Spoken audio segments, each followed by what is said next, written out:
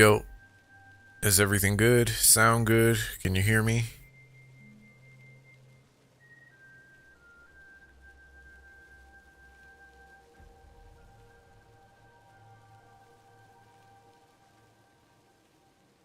Sorry, my mic did not work, or did not want to work.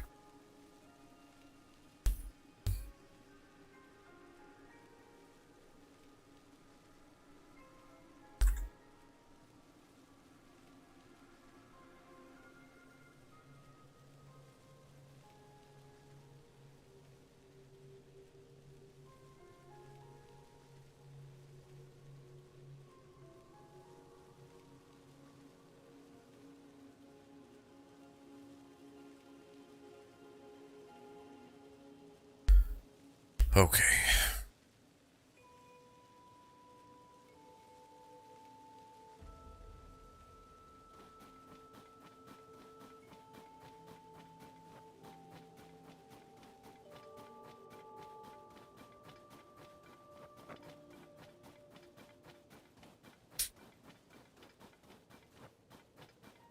Well, that definitely sucked. How are you? I'm doing okay. How are you?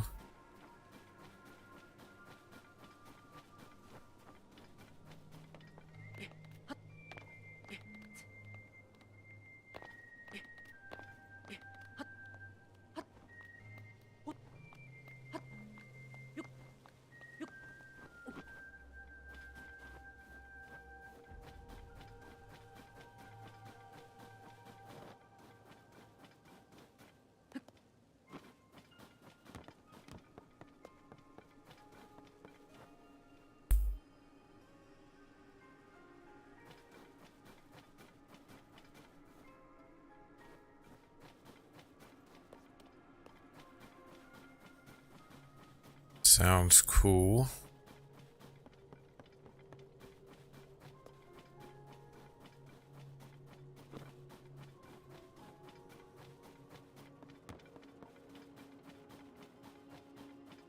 I have to remember where the clothes shop is.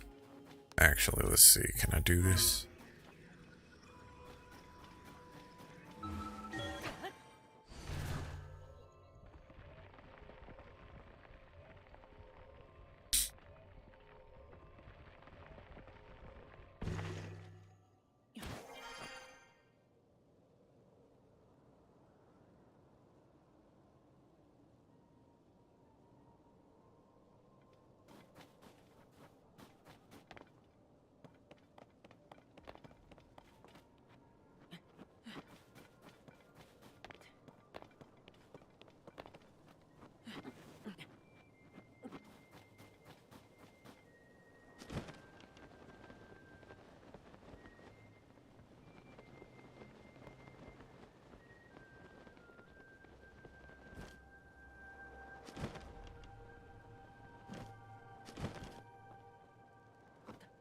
Oh, wow.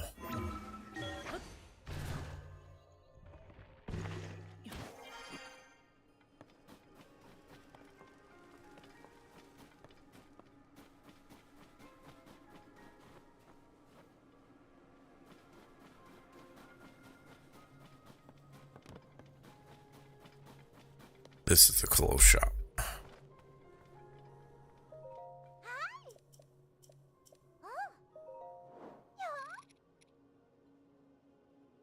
Oh, here we go.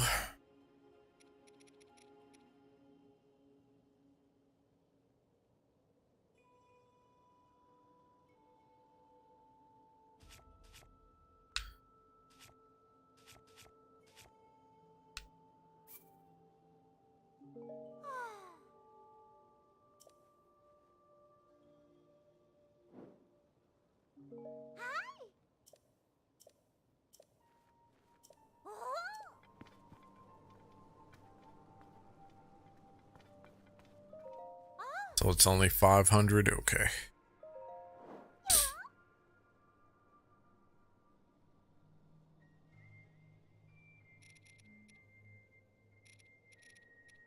It doesn't want to do what I want it to do.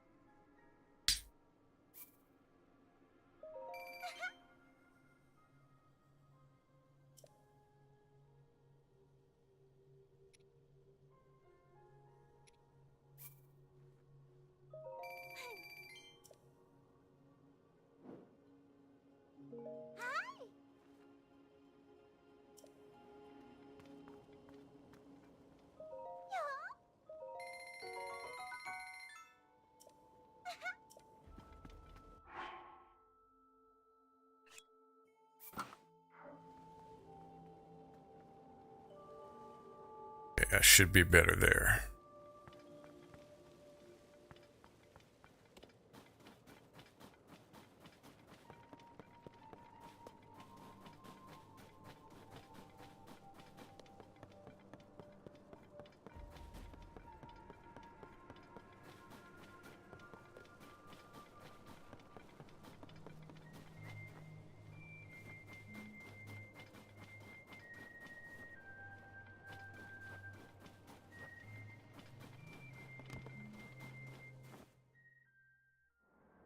That's not fair at all! You know I can handle it! Checking out that huge cloud wouldn't be hard. I could even do it alone. If we don't do anything, the village... Huh? Huh? Is that you?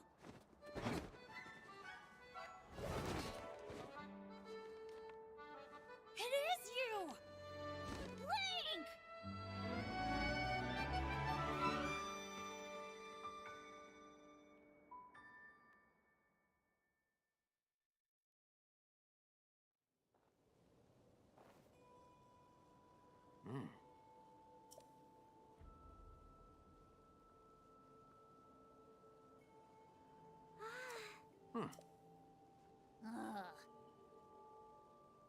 That's right, the previous one was a pigeon-looking thing.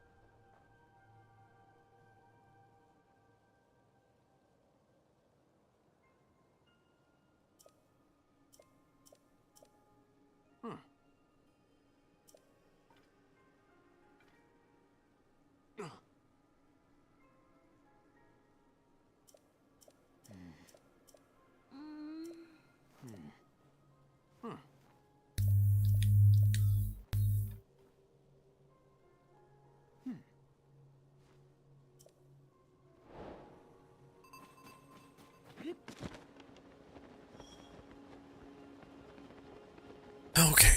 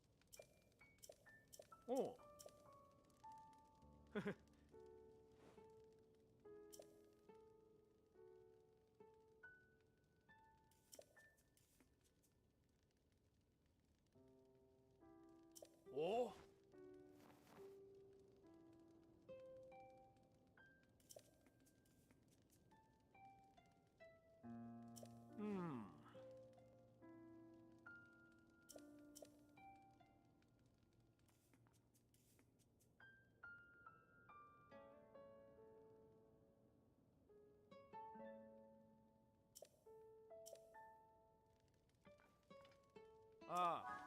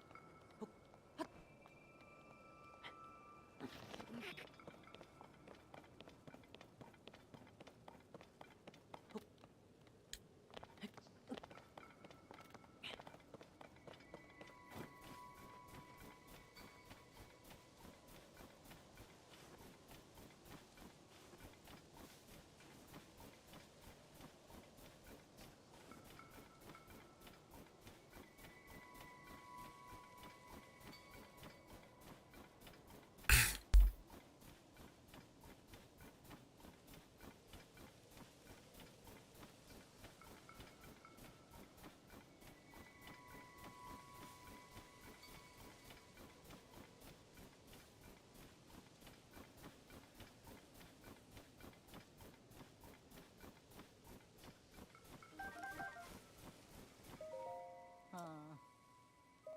Oh. Hmm. Hmm.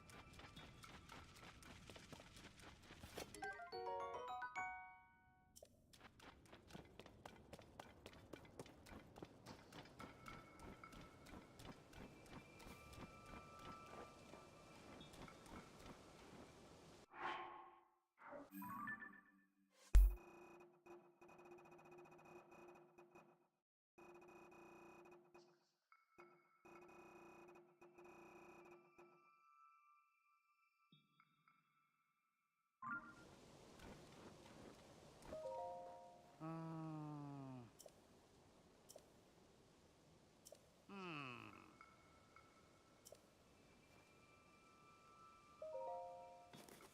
Huh?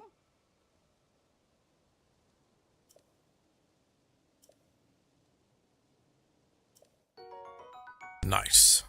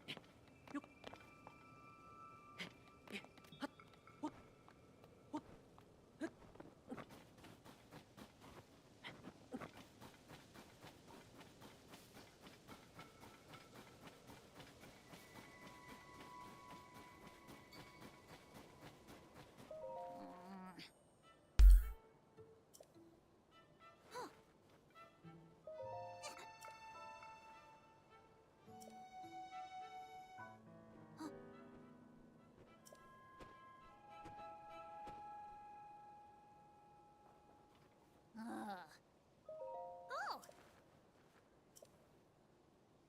Uh-huh.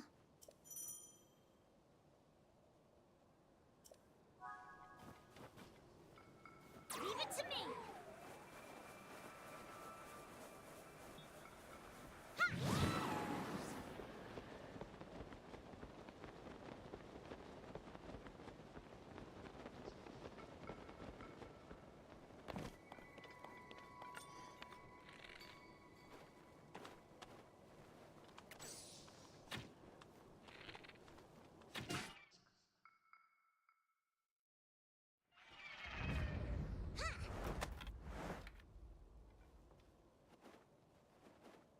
Oh!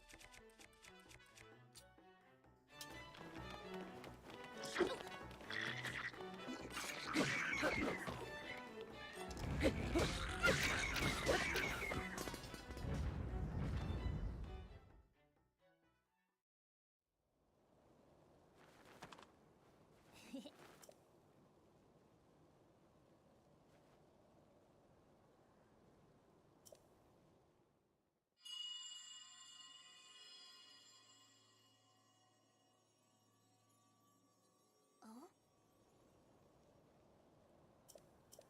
Hoy!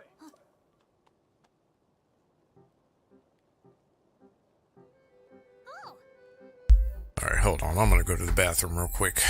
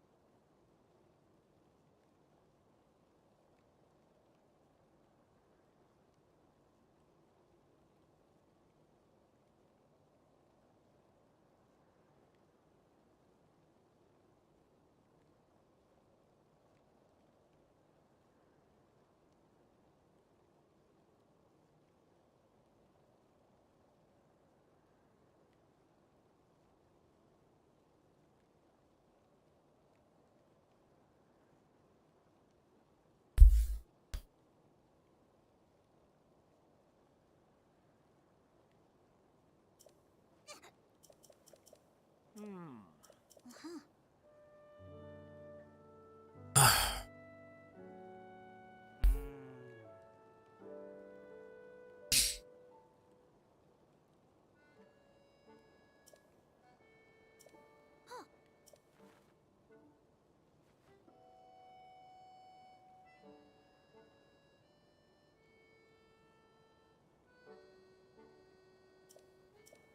Huh? Ah.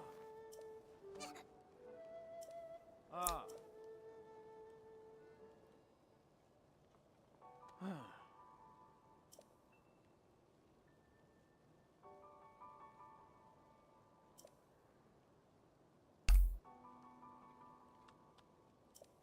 Ah. Ah. Oh. Uh-huh. Oh.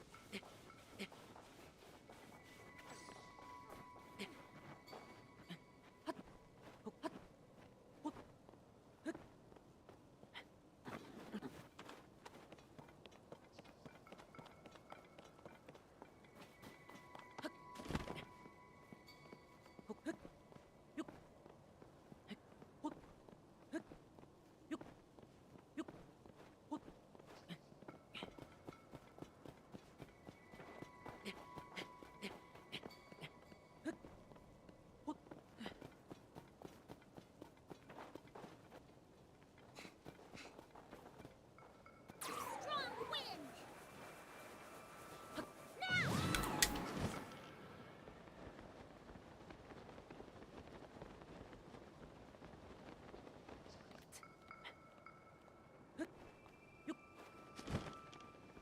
Oh, wow. Biff that.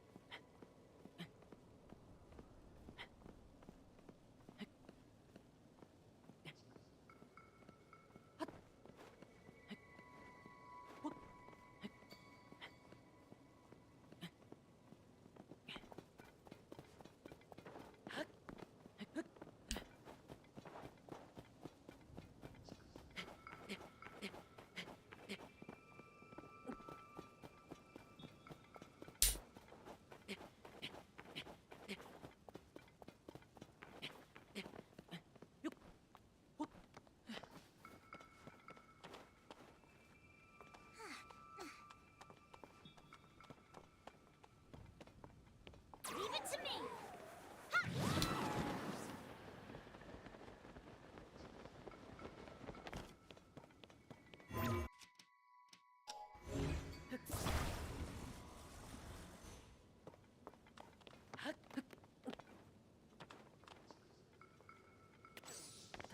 I'm all set!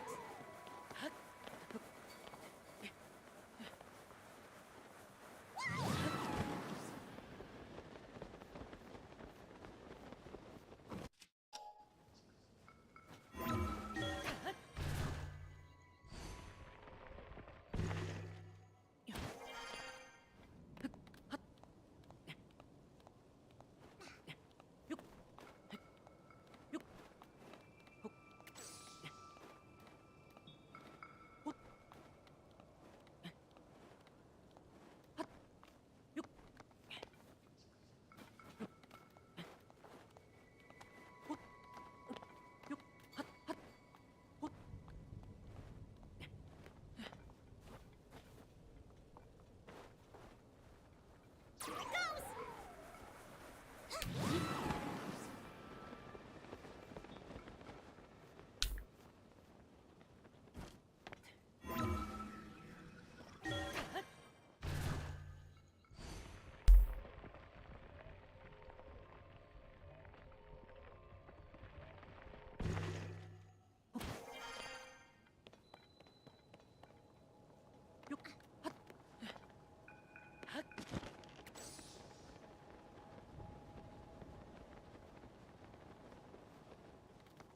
Hey!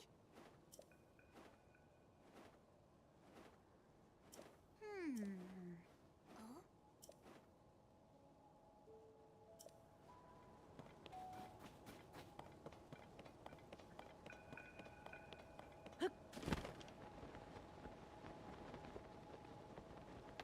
Oi!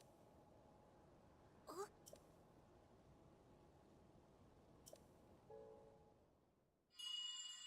Oh?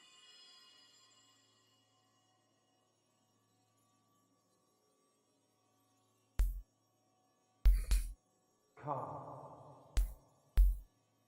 Come. To me.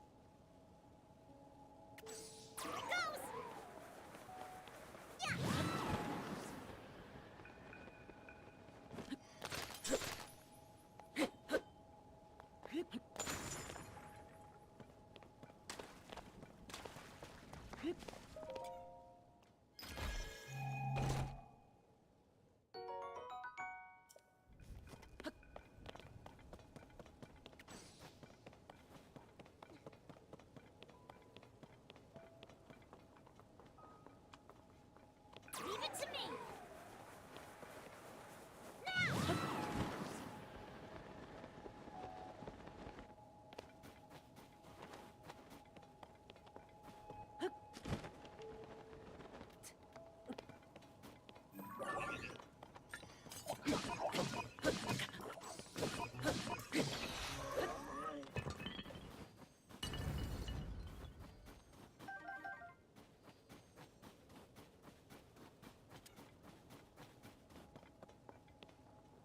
Not much.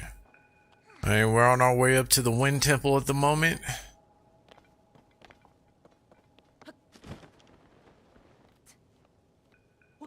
So you haven't missed anything really. In fact, I'd argue you're right in the midst of the epic journey.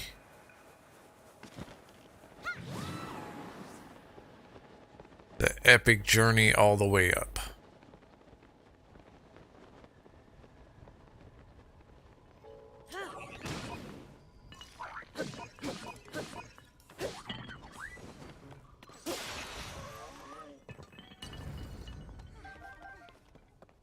How are you? How are you doing today?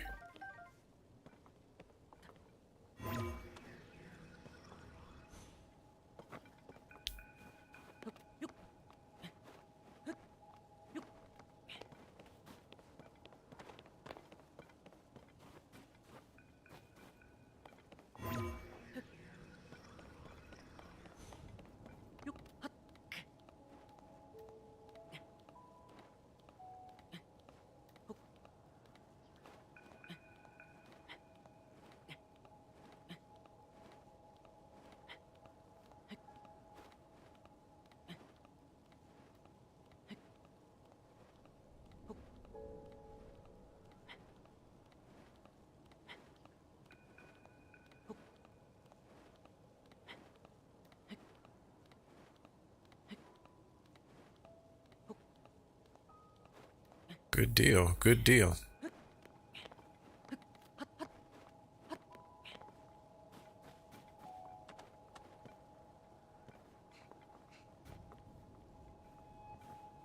All set.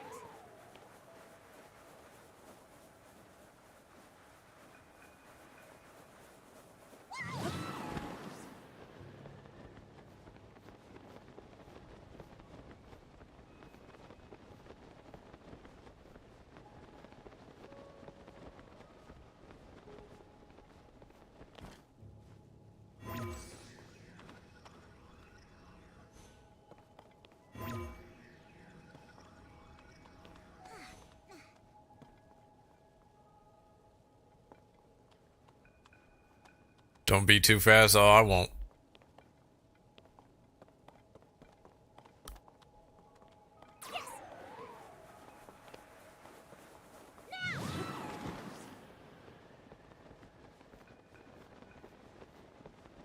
I won't be too fast.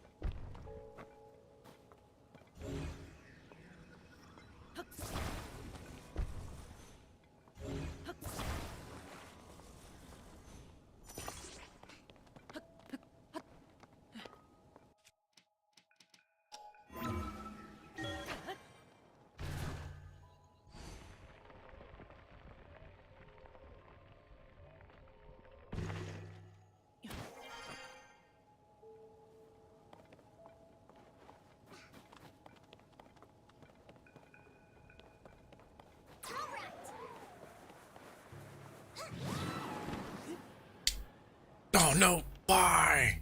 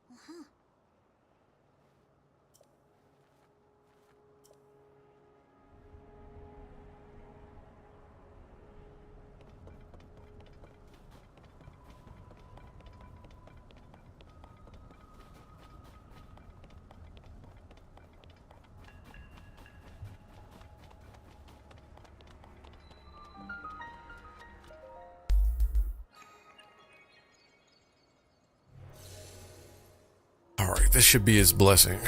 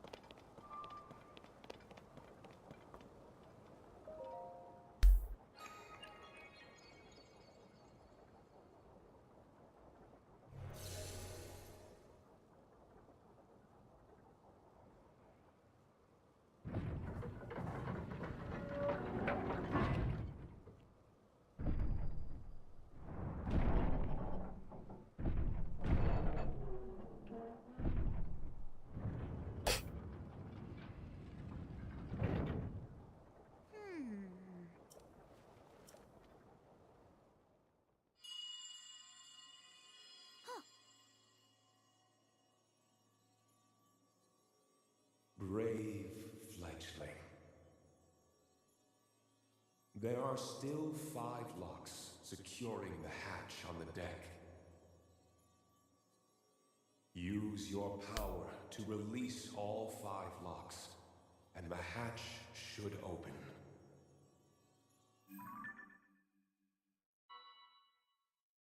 Heed my words.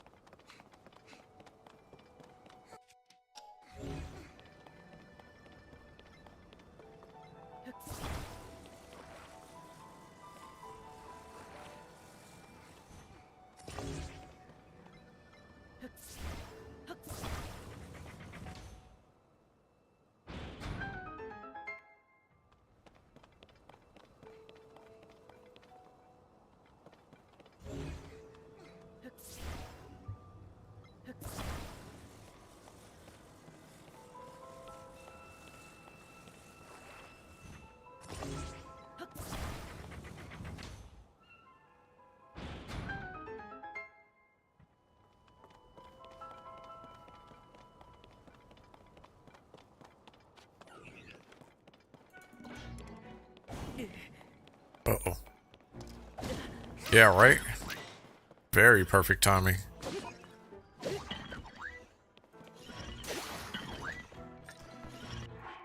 Damn, did it really break that fast?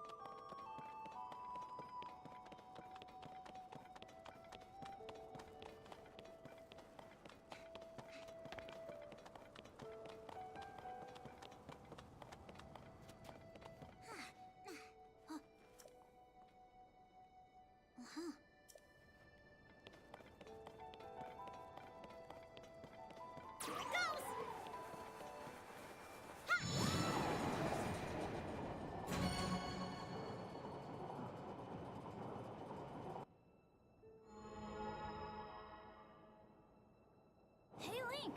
This thing opened one...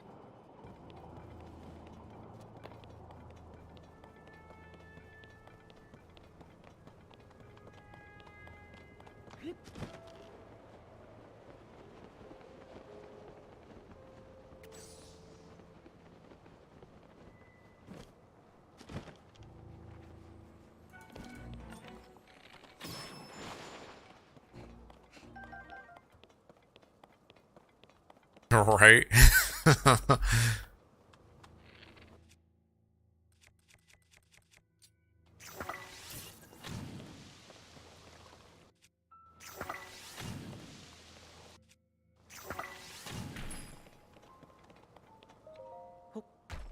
He did sound like a girl.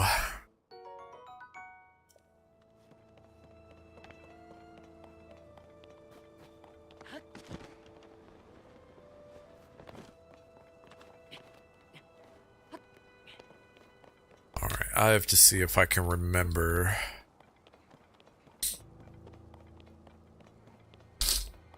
Pardon me.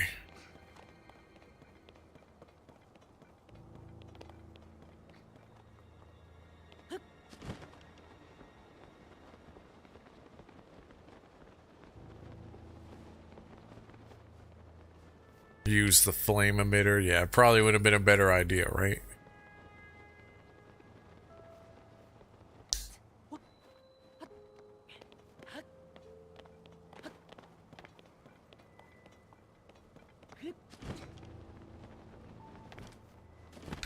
Uh-oh.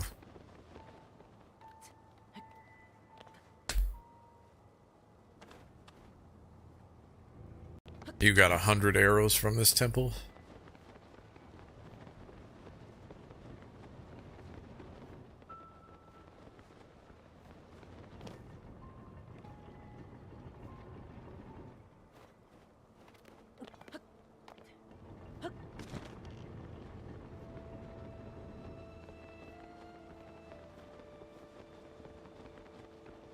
This is what I was looking for right here.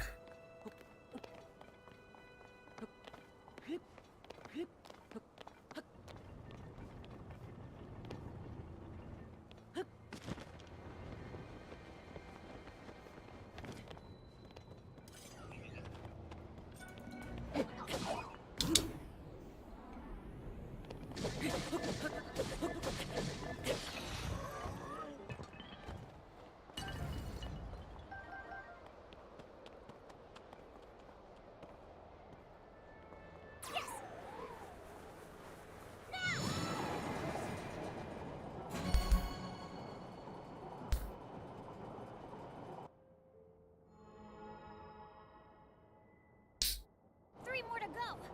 We can do it.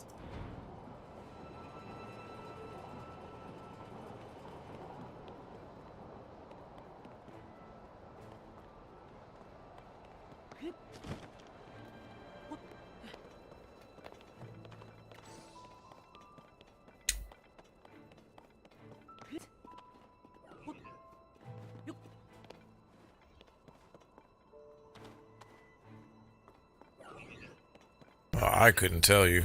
That's...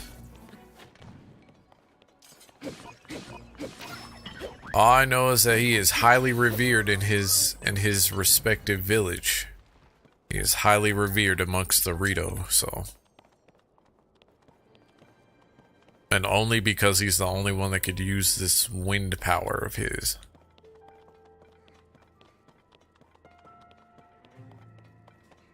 Do I have the diving armor? I do not have the diving armor. That's what I was trying to remember what it was that I was going to try and do, and I totally spaced it.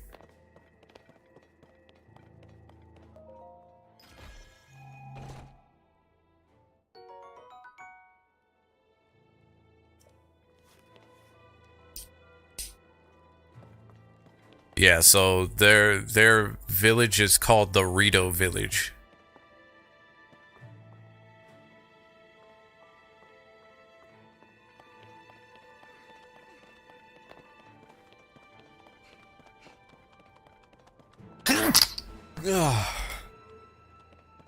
Pardon me.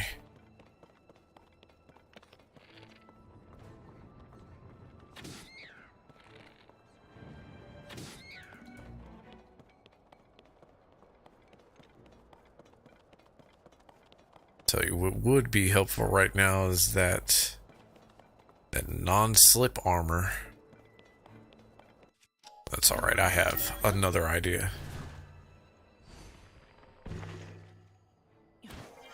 Yeah, Doritos, but it's thank you. It's their clan isn't called Doritos, it's called Rito.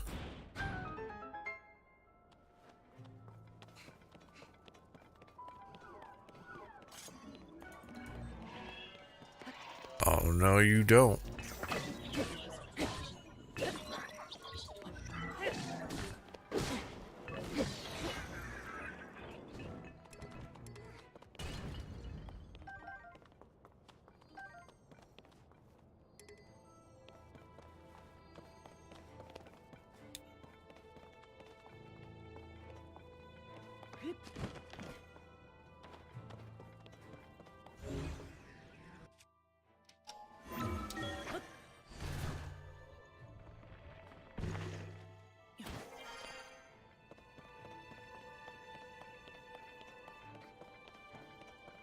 Yeah, right?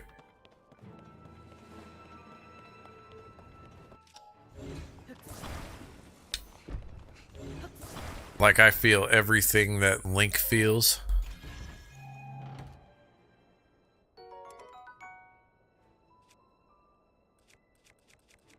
It would be interesting if they came out with a game like a VR type Zelda and it said link to the player.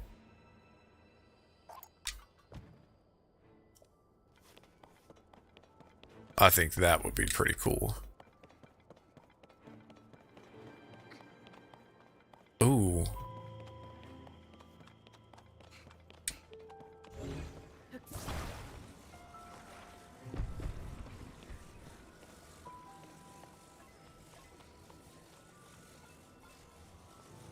Fair enough. Fair enough. I think I only need one more of these. Oh, there was one right there. What is wrong with me? I know, right?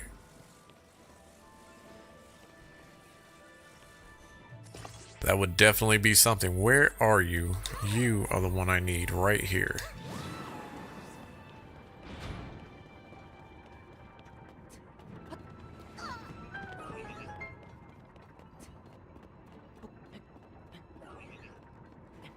I would say there would be a lot of... Uh-oh.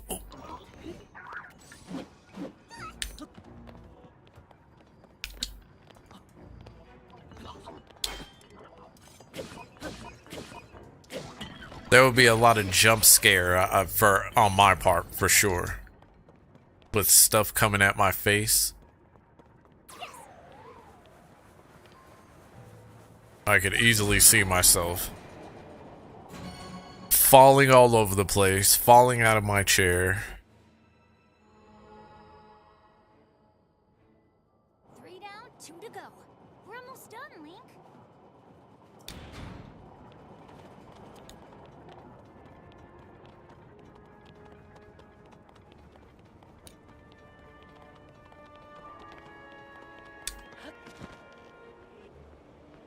Actually, I think that would be for a funny time.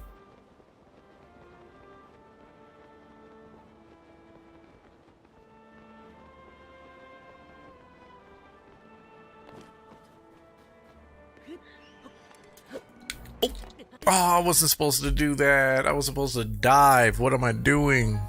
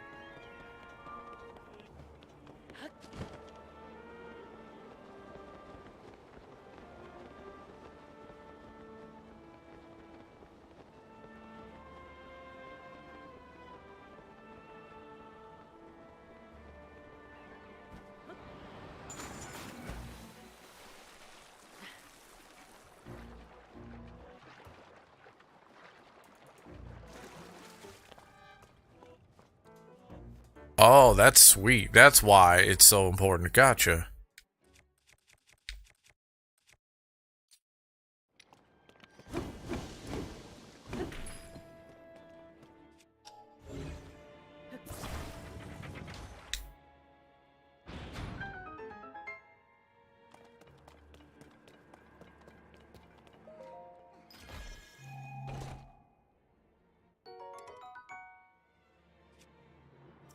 Yeah, I don't need that shield.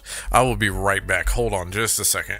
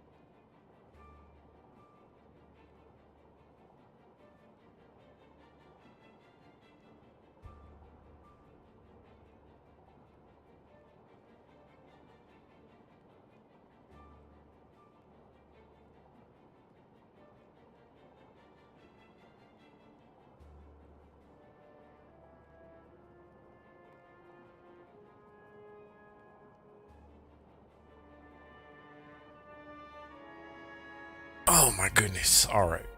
Sorry.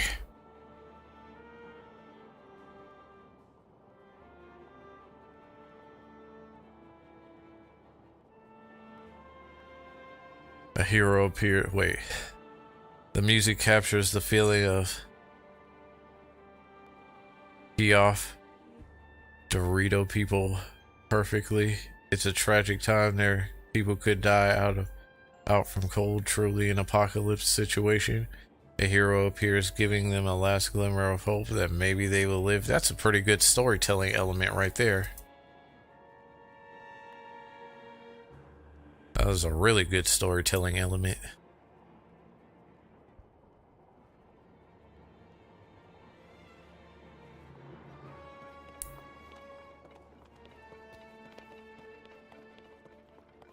Why do I feel like there's something? Oh, that's why.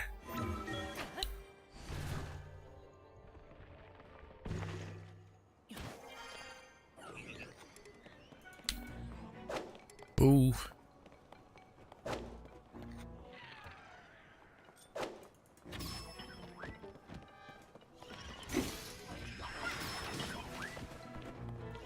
Oh my goodness. All right.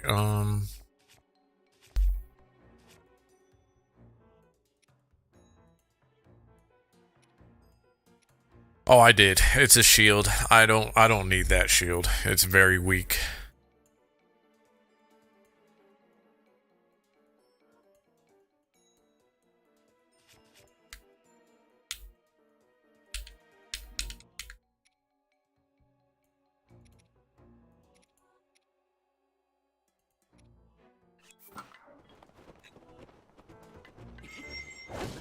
Oh, wow. Really?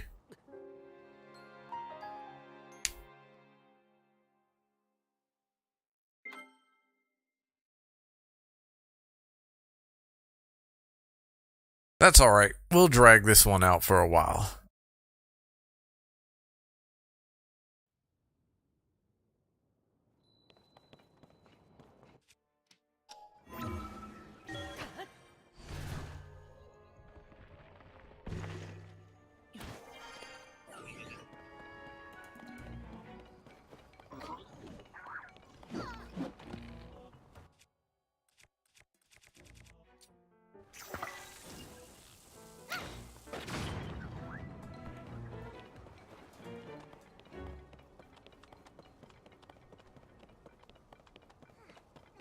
I think there's one back here, if I'm not mistaken. There's an entrance back here. But I have to dodge cannon fire.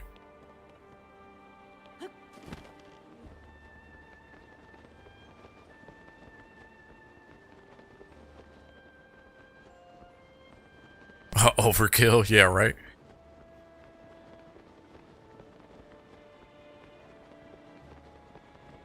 I have to do overkill sometimes, though.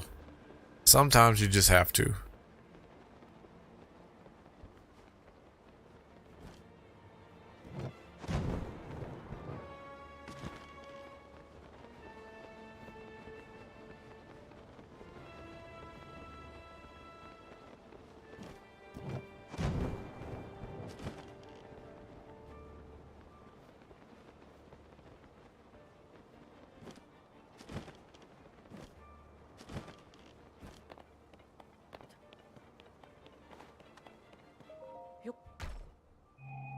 I like how I can open it from the back. I'm actually good on that. There's a lot of stuff in here that I am just not... that is pretty useless to me at the moment.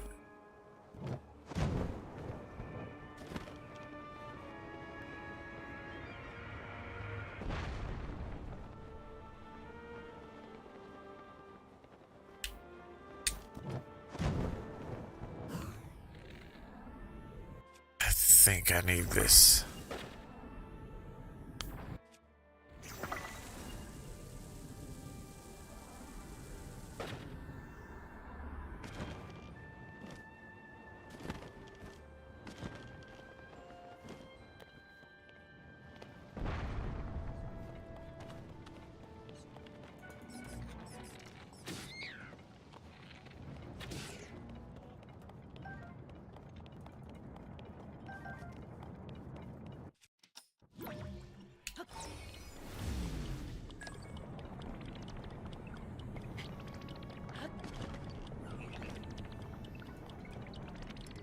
Uh-oh.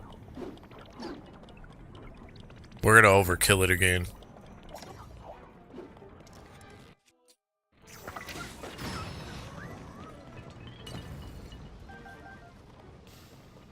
Only because I don't want to, I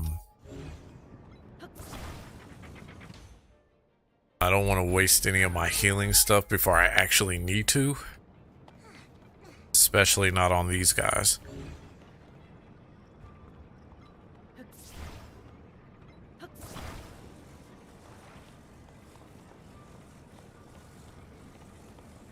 Oh, did I miss the...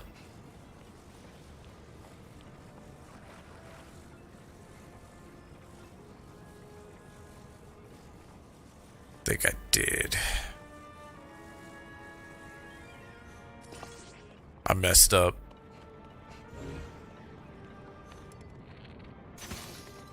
Nope, no I didn't. Less dangerous than literal bombs.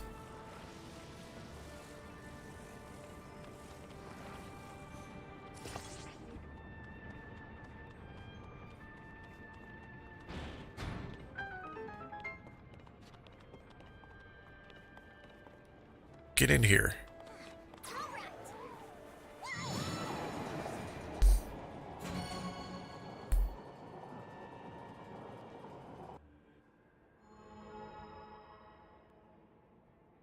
We only have one left.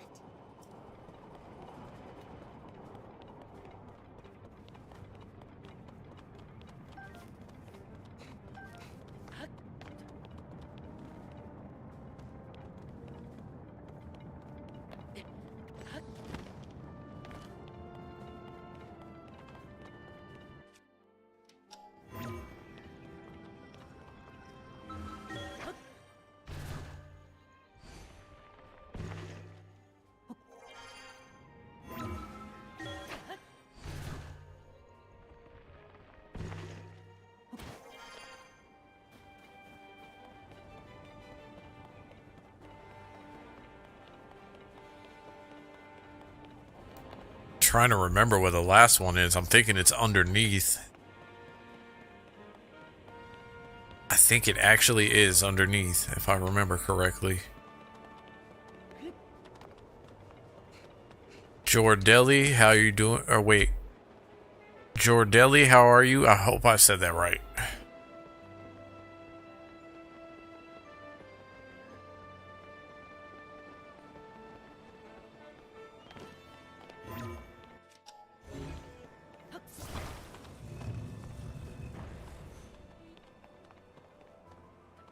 Yep, it is indeed in the tower.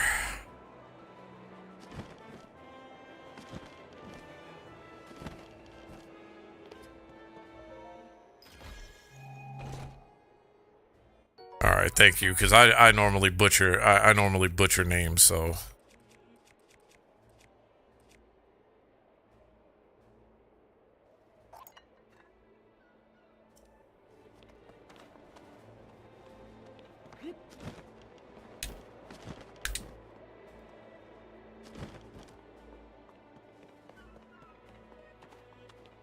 Well set.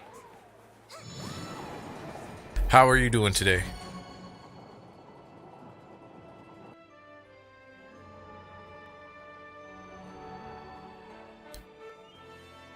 That's it, Link. We've unlocked them all.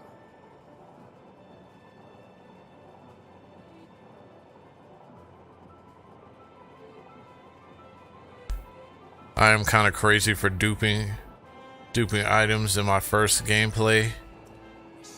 Then you did much better than I did on my first half playthrough. Wow. I can't believe I actually got past all of that without getting hit.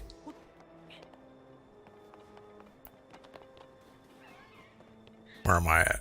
Wrong way. My first half playthrough, I didn't even experience half of the things that I've experienced now.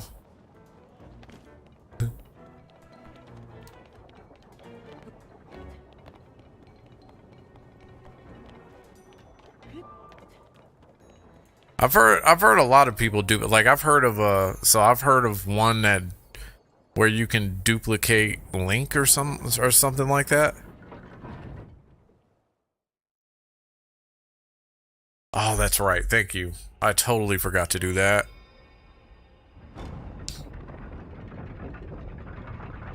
So I know you can beat it with arrows. I'm going to drag this fight out because I like how this fight goes.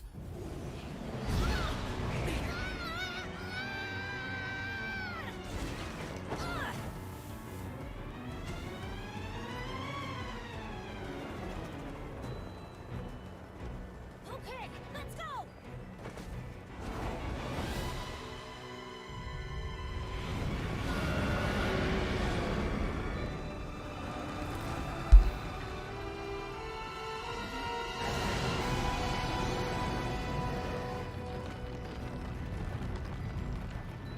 That thing must be what's Oh yeah. causing the blizzard. We've got to take it. This is like all around like the best temple in my eyes. Alright guys, you gotta put up with me and my controller drift for a second.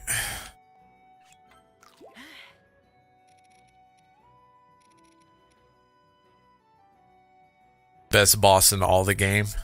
Do you play Fortnite? No, I don't, unfortunately.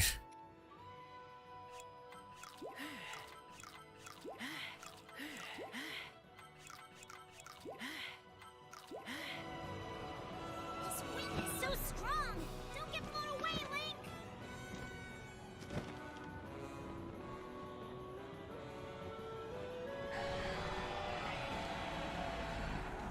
We need to find a way to hurt it. Oh, I missed.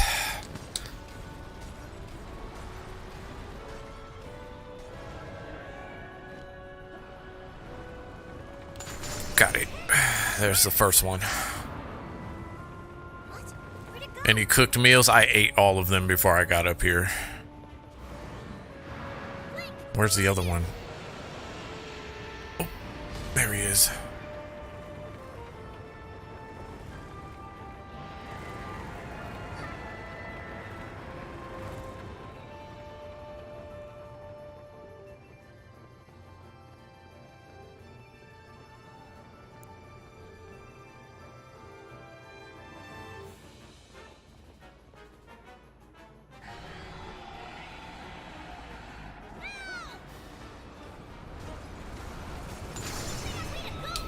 I'll help too.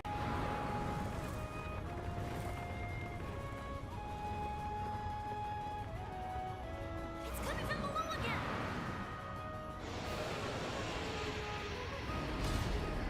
It's a real shame. I feel like they could have done so much more with this boss because this boss is fun. Watch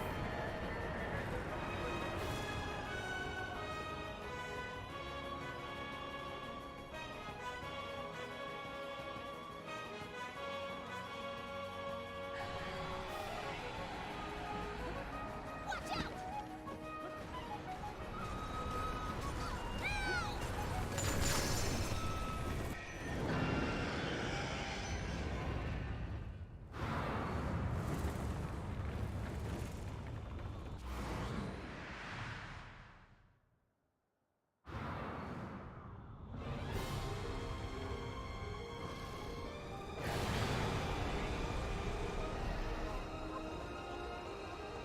We have to stay clear of those tornadoes. Be careful.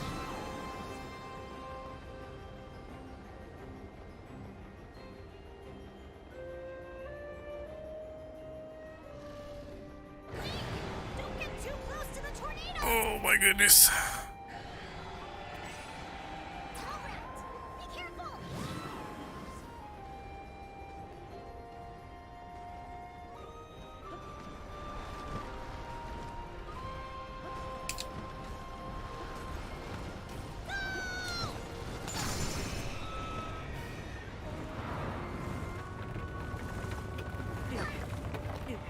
And boo to Nintendo for giving it like 2 HP.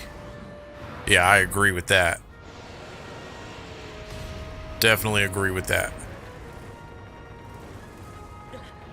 Like out of all the bosses, That they had to make fun. They also had to make the most fun, the weakest one out of all of them. Oh, I better be careful. Because I don't know when he's going to use that. There we go.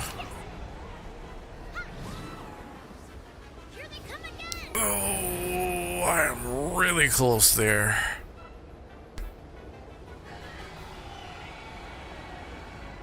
Dodge it.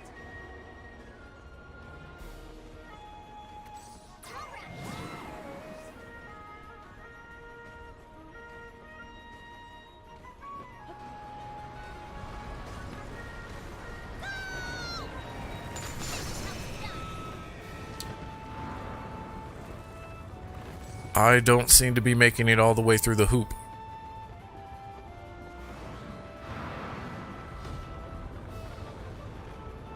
Where am I? I can't even see myself. What just happened?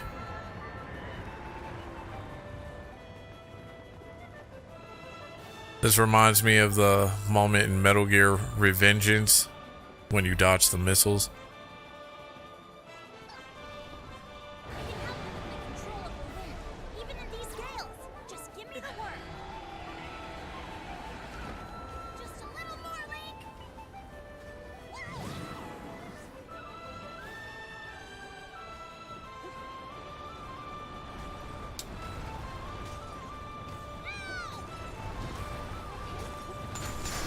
Wow.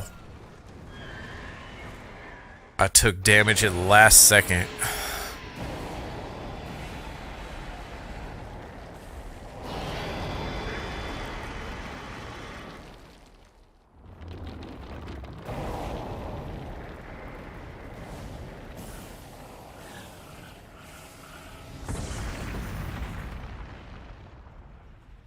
Revengeance, that's the one with Raiden, right?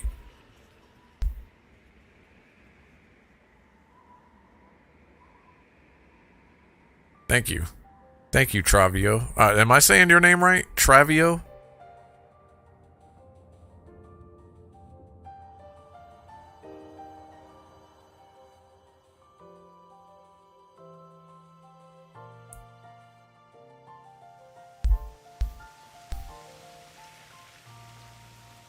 Thank you, thank you. And thank you for the sub too, since it didn't pop up. I still have to figure out why it doesn't do it for everybody. Why it doesn't give me the notifications for everybody, but I thank you for the sub. Okay. I always want to make sure I'm saying everybody's name correctly.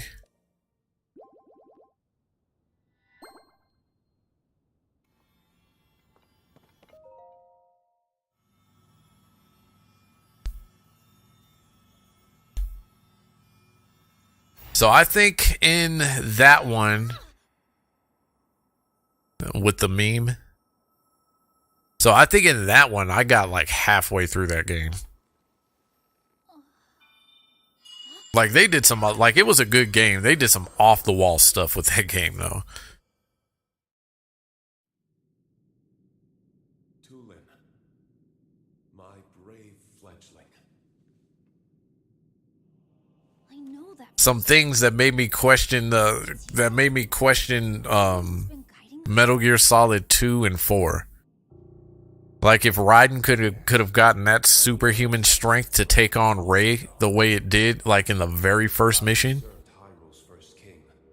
like then the Snake Brothers wouldn't have even been a necessity. Where you fight, the winds follow. I would expect nothing less from my descendant. You make me proud. That monster you defeated, the source of that intense blizzard, it was summoned by the Demon King. He thought it could stop you from obtaining the stone you just found. My secret stone. Demon King? Secret stone? This is a lot to learn all of a sudden, I know. But listen while I tell you what happened in the past. A tale of the imprisoning war.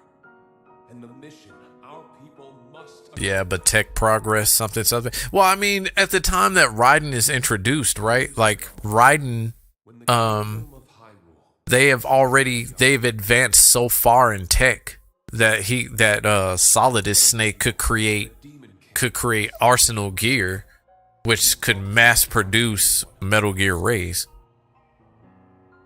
But Rauru, the first king of Hyrule, requested my aid, as well as that of 5 other warriors, to fight the Demon King.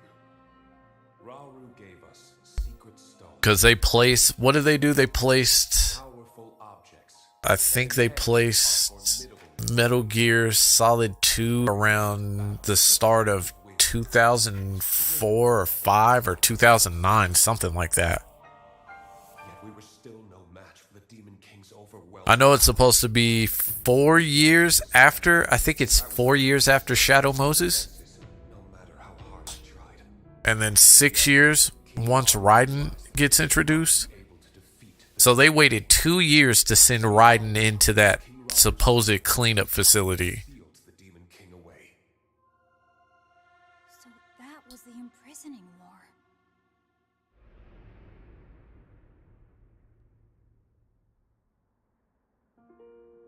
Some time later, another of the 6 sages, the Sage of Time, came to visit me, and her request would define Narito's mission in the future.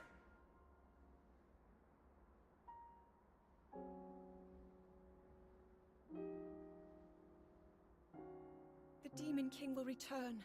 The magic binding him will be undone. When that time comes, a noble swordsman named Link will oppose him. But Link will only succeed with Narito's help. Summon the winds and support this hero. It was clear what part Narito would play.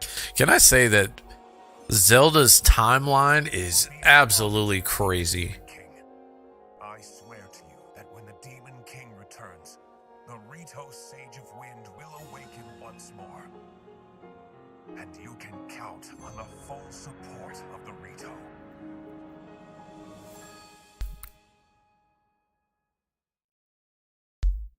Hello, Kazaya? Am I saying that right? And a mission I accept Kazaya? on our behalf. You've saved Rito Village. And thank whoever else too for the sub. I know it's. I really have to. Cover his I have to get this. I have to get these notifications fixed. Tulin It is absolutely crazy. So this is supposed to be like 10,000 years. stone. Like all of this is supposedly taking place 10,000 years. Fight the Demon King. With And then years before is when the timeline for the 3 different links is when that takes place, like long before this. Like this is nuts. With you? You close but know it's wrong. Also, imprisoning war sounds hella lame. Well, that's because like Important mission, and it involves fighting alongside you to save the world. so it sounds like in this one they were trying to mimic like how Demise came to be. Big trouble. I can't let that happen. Now, Breath of the Wild is a reboot. That's the first I'm hearing of this. This timeline isn't a part of the actual one. It's called the Era of Myth, apparently. Interesting. So is this supposed to be like a reset or something? Because that's the first time I'm hearing of it. Because I heard that they put the timeline like in a different space. So maybe that's what they meant. Zelda is 10,000 years old. Initially she's 100 years old, so she's 10,100 years old now. And Nintendo don't care about the timeline. Yeah, they don't. Actually, yeah, the developer actually said that's all for the people to decipher. And yet at the same time, they put out a book for all of the time. They put out multiple books for the timeline. To fight by your side. Zelda is 10,100 years old. Take this. It's proof that Because in Breath of the Wild, she's 100 years old. And then in this one, she travels back 10,000 years. And then you find out who she is when you get the Master Sword. Zelda should be dead. By normal standards. No, she's not. Oh, she totally is. Because remember, she's that dragon. She goes back 10... She stops Calamity Ganon for 100 years. And this is a direct continuation of the last one. You can use that ring to call on my power anytime, alright? So she holds him off for 100 years. And then goes back 10,000 years in this one and comes back, but not as herself. So by normal standards, she should be dead. But as a Triforce wielder, see, they don't even actually bring the Triforce into this either, which is why I'm kind of... But she is not really Zelda anymore. I mean, if you go by that logic, sure.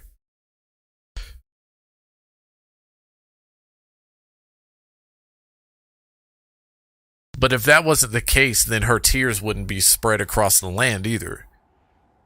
So when she's leaving tears, she's leaving parts of herself, it seems like.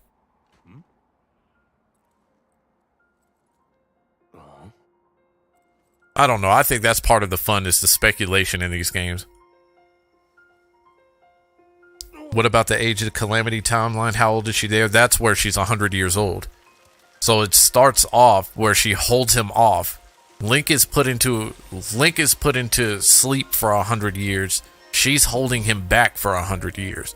So by that point, she should be logically 100 years old. So they do like the whole Avatar Last Airbender thing in the Breath of the Wild. Yeah, and that's interesting that you say that. There is the Triforce symbol, but why don't they ever bring that up? Because this is the first time in years that all three Triforce wielders are in one game.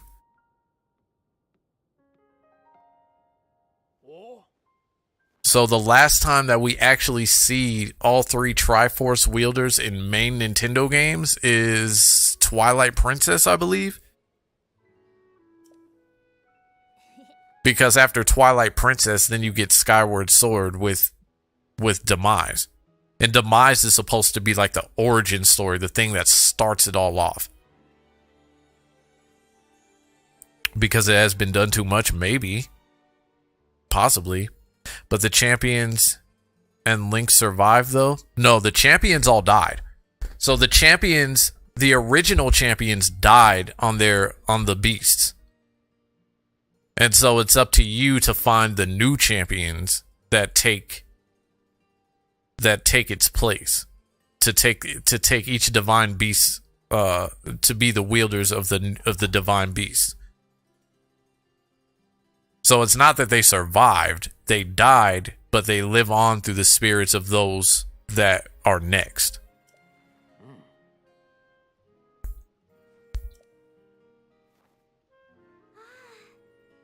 Age of Calamity isn't canon? That's not what I've heard. Isn't it? Because this is supposed to be like the direct continuation of that. Because if that's the case, then this isn't canon either.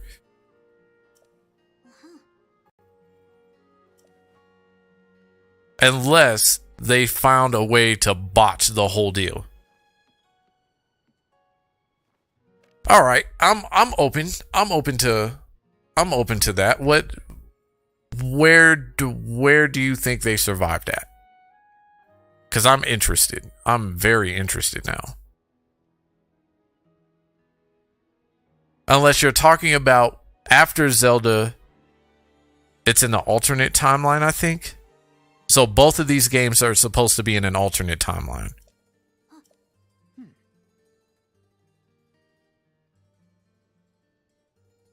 Oh, okay. That makes sense then. Kinda. That kinda makes sense. My brain is exploding right now. I mean, no game is canon because there is no real timeline and it's just fan-made and pseudo-officialized.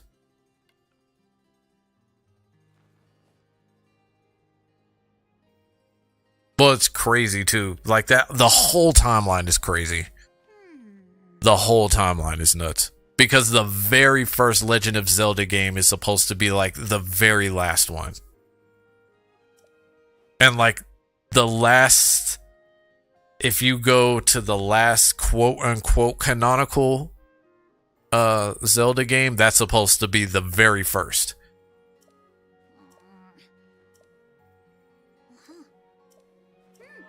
Which is nuts. This whole timeline is just nuts. But it's fun to talk about. I like it. Things don't line up. They don't. They really don't. If they were that, but it would be nice. It would be cool if they were that sophisticated to actually do that. To actually have planned that far ahead, but I know that's not the case.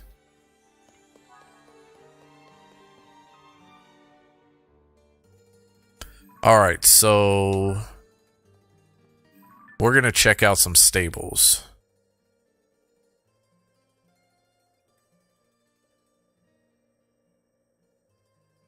When you bring in alternate reality, there is no timelines.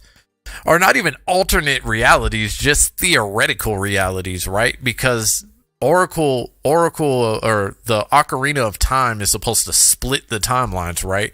There's 3 different ones. There's one where Link succeeds, there's one where Link fails, and then there's another timeline.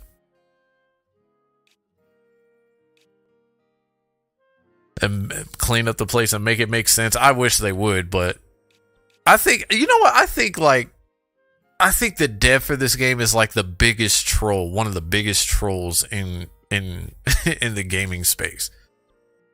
Because who else would allow for these timelines and theories to be made up? And I'm more than willing to bet he watches this and he's sitting back and he's laughing at all of us. Because we can't figure out the timeline.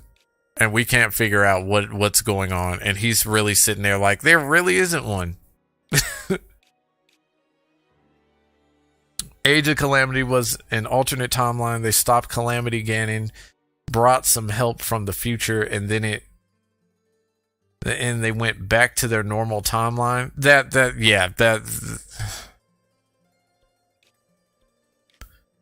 They definitely get. I would say the alternate timeline for these 2 particular titles would make sense because you don't see the Divine Beast hanging around anymore. Like if that was the case, if this was a direct sequel, then the Divine Beast should be hanging around somewhere. Or like they should be in shambles somewhere, right? Unless like Zelda going back in time changed everything. What just happened? Oh. And I'm glad Nintendo doesn't care about timeline stuff because they did it would limit their creativity, do some lame stuff in it. And the Star Wars, that is very true. That is true. However, for some it works, right? Like, I'm a Dark Souls fan, and I love how I definitely love how they weave that story together. And it's only 3 games too, so you're not gonna get another one. Like, I like how stories like that come together. With games like Zelda, though, with as many iterations as there are, like, I don't think that you could possibly make a story like that. And I think you're right. It would limit their creativity a lot.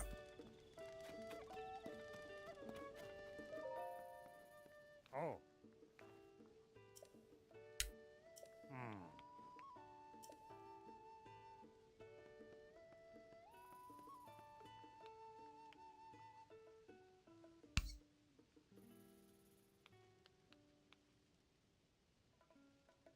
On the other hand, I believe there is pieces of timeline like Breath of the Wild Link being Tears of the Kingdom Link.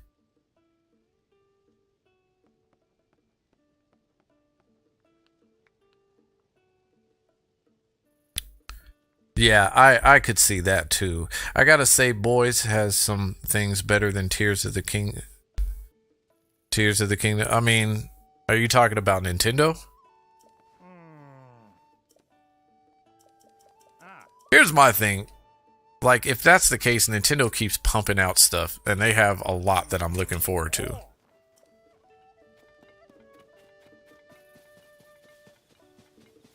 Autocorrect.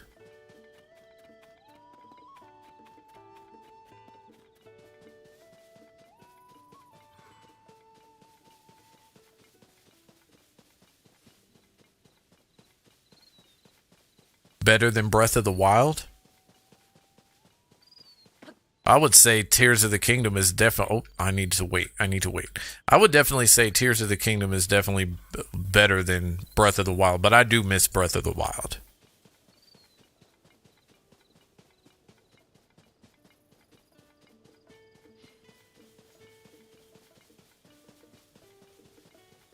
And I would say, like, both games have been so innovative in how they do things. Like, it's not bloated with a lot of stuff like most open world games are.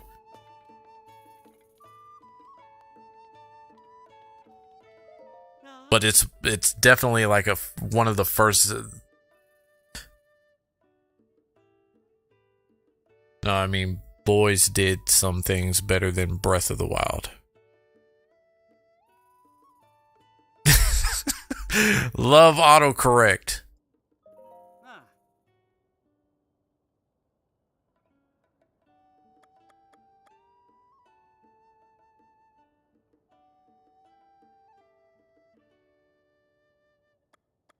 Are you saying better in Breath of the Wild?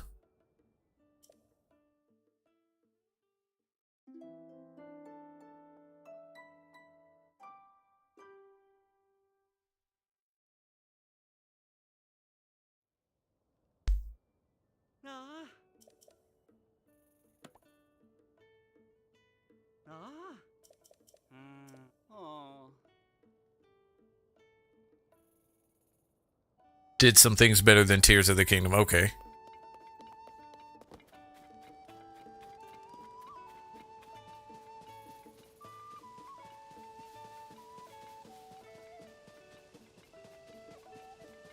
I mean, I will say this. I can ultimately speculate that when I go back and play Breath of the Wild at some point in time, that it's definitely gonna feel a little... There's gonna feel like there's a lot less in this, but it's gonna bring me back to some kind of nostalgia of some sort.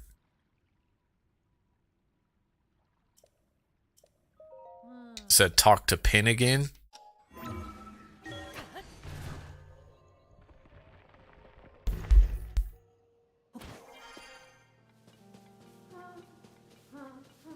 What, where you have to find in Tears of the Kingdom, where you have to find all of the tears just to find out Zelda lodged the sword in her forehead? Oh yes, that is not even a question. I can't wait for Thousand Year Door. Princess Peach, I'm probably gonna play it just because it's definitely something. It's something new. It's something different. I want to try it out. Be right back. Going to the store. All right. I can't wait. That's next month too, I believe. What, the 24th? When I think Thousand Year Door drops next month.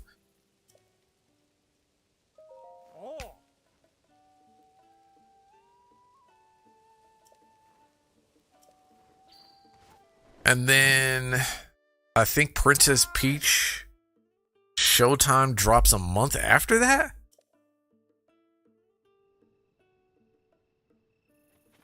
It looks interesting. You know what? I'm gonna be honest. I did not think for 1 second that I would be appealed to that. But when I saw what I saw, it was like, okay, I get it. It looks really good. And it's not just, I think what makes it look good is it's not just platforming. There seems to be a lot of different elements in the game.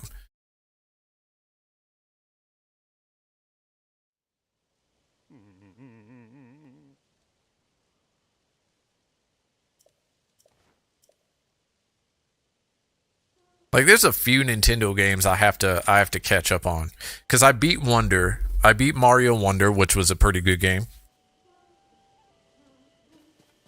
It was definitely a breath of fresh air.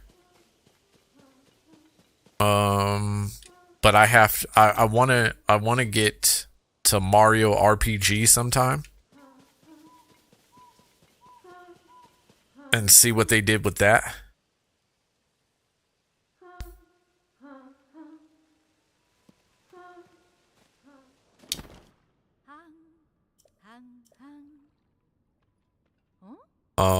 What else? 1,000 Year Door. I've been waiting for a remake on that one because that was one of my favorite Paper Marios. I debated on whether or not to play the first Paper Mario on here. I 100%ed Mario Wonder 6 times. That's how much I love that game. I want to go back because I played it on stream. So I played the game on stream. And I'm one badge shy. There is one stream. Oh my goodness, I am losing it because of that very last special world where it's the final test. That's what it is. It's the final test. And I'm just absolutely losing it because like you have so much stuff to go through and there's like very few, the checkpoints are few and far between. Origami King, yeah, I beat that around the time that it came out. It was pretty good. It was actually because I played Sticker Star. I didn't play the other one. But I played Sticker Star and it was pretty decent. So I like that.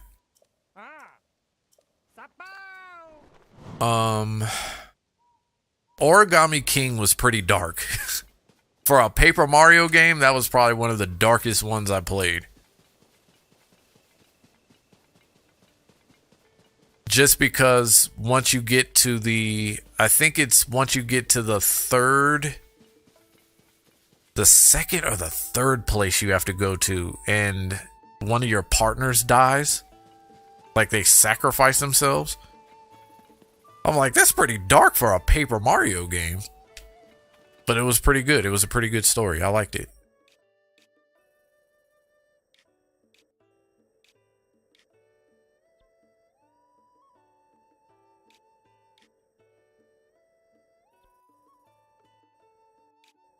My friend got me Origami King for my birthday last year. It was only Mario game I haven't played.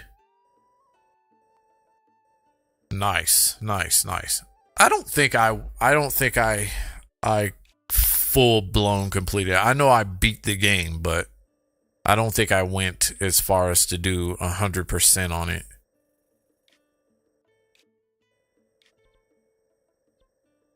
Yeah, that was a hell of a sacrifice right there. And I was kind of hopeful too. Like it was the first time in a Paper Mario game where I was hopeful that was just like a troll and they would bring him back.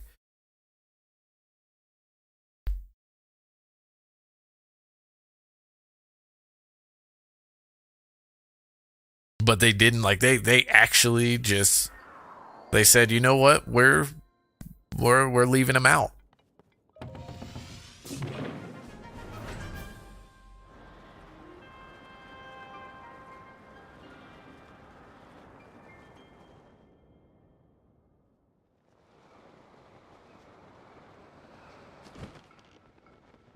Where is...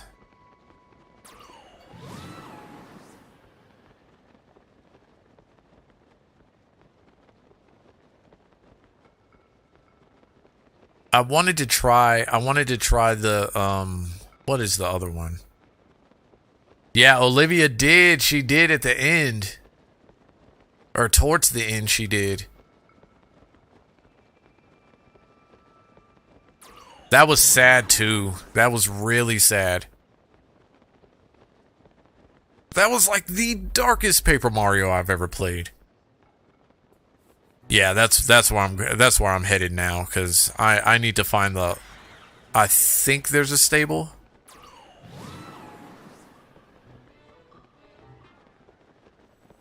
That last fight too in that game is crazy.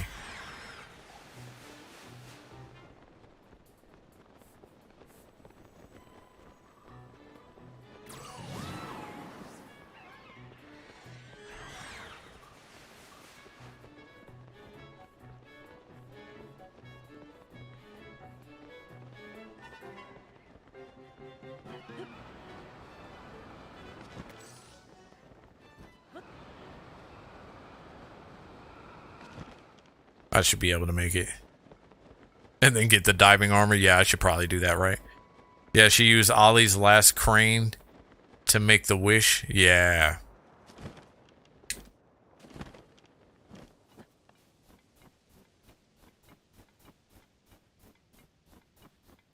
Maybe I should go back to playing that too.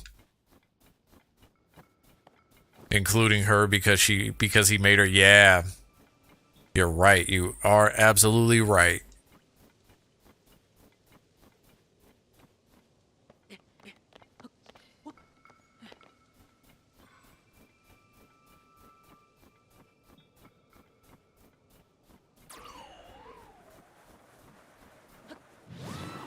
Oh, I don't know why I did that.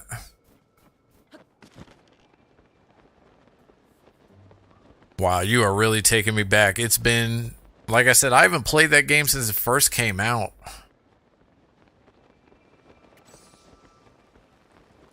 You know what I do miss about Paper Mario's, though? It was one of my favorite elements of Paper Mario. So, like in the first one, right? You have Forever Forest. And in the second one, you have the Twilight Town and all that. I miss a good haunting that you have. I got the Mario OTS playlist that has over 100 songs. Yes, that's the only way to go. Fun fact, you can open up the paraglider one last time before. Yeah. I never risk it, though, for some reason. It's like a very short period of time. It's like 2 seconds. 2 seconds you can open it to try and save yourself. But yes, that's the only way to go. What's your favorite OST of all time out of all the Paper Marios? What's your favorite OST? I think we all have favorite OST. In fact, what is everybody's favorite OSTs?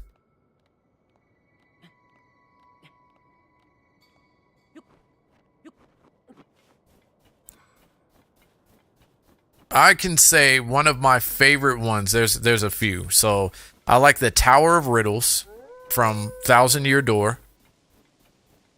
I like the Crystal Palace from Paper Mario, from the first Paper Mario. Determination. Why does that sound familiar?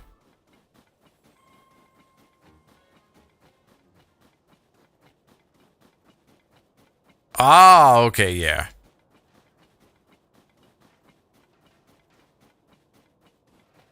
Oh, they're gonna make me climb all the way up here.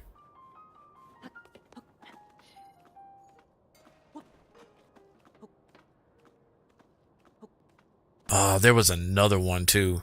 There's been so many epic soundtracks over the years. The Shadow Queens theme. Like, I have so many favorites. I like the Twilight Princess ending. Not the ending, the final phase of the Ganon fight.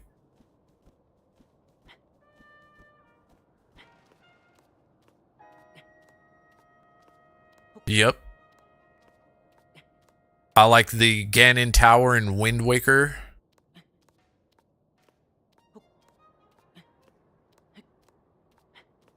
I played a little bit of it, and then I watched a friend play it. That's why I was like, wait, why does that sound familiar? Because yeah. Autumn Mountains theme, that's a good one.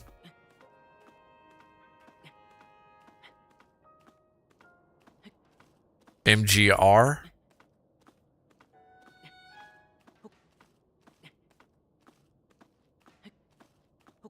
The Metal Gear. I like the first Metal Gear theme, not the remakes, not the remake, the Twin Snakes. I like the very first Metal Gear Solid themes.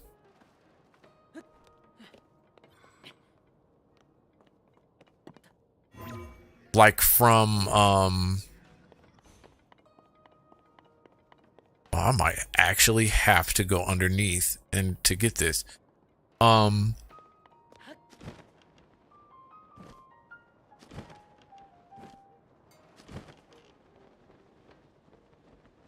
It's the only game you're scared to play? I don't think I have a game like that. I have some Dark Souls themes that I like. I like Sister Frida.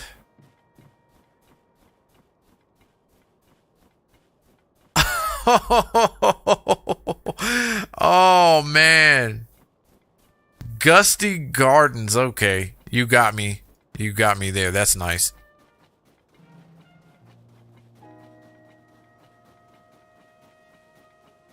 I gotta find the river first.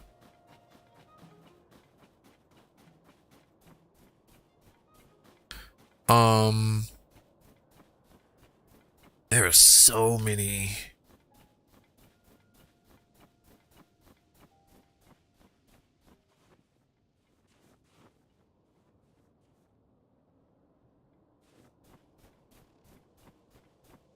You fear for your character? Yeah. I don't think I have a game like that. Where I'm too scared to play it because of like stats or whatever.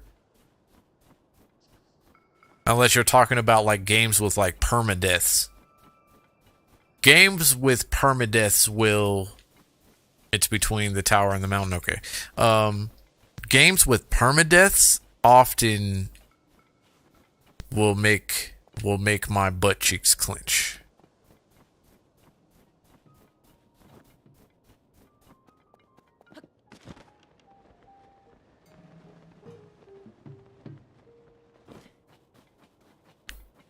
Wait, what is this? Yeah. Well, that's why I don't play it because of that.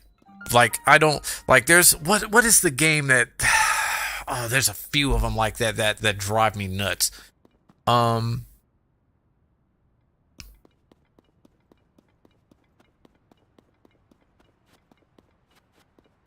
Oh, what is it? It's gonna drive me up the wall. I think it's called something calm. It's something calm, and I can't remember what it is, but it drives me up the wall. Big Bang theme from Mario and Luigi Paper Jam. I didn't play that one. I kind of regret not playing it because Mario and Luigi. Oh, Cacoletta's theme! Oh, we can't go without Cacoletta's theme. Come on now. Give it to me.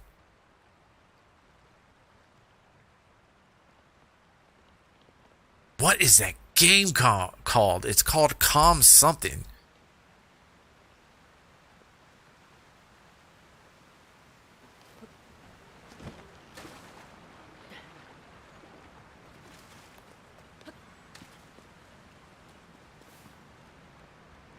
Are Mario games any good?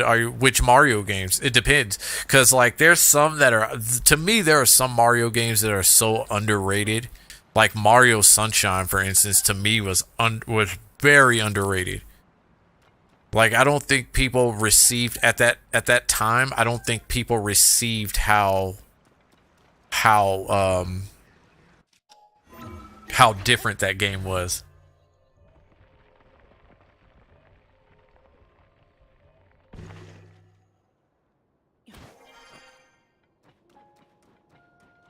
in the finale for Mario and Luigi, Bowser's Inside Story. Yeah, that was a pretty epic one. Oh, and I just messed that up. I went to the wrong side.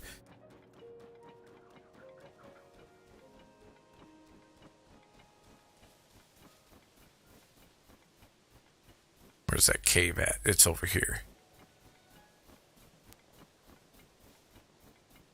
Oh! The Partners in Time, the ending for that one too. The last boss fight, the very, very last boss fight. I love that. I love that calm feel. I will put that on right now. I love that theme.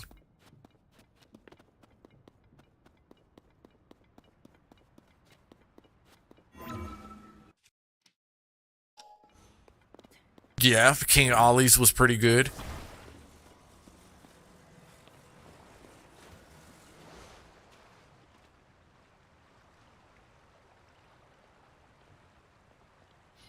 I think I already said the Shadow Queens theme. That would probably be like my number one.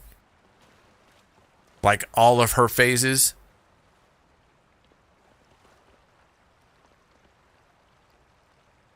Like where she takes over, she possesses Peach.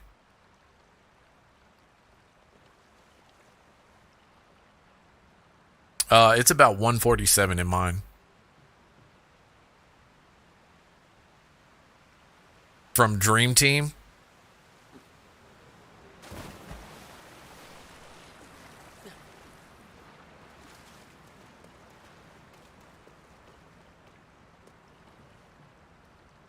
I think that's it right there.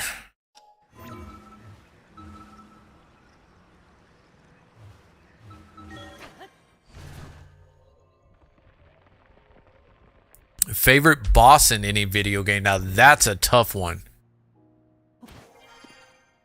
Because there's been a few.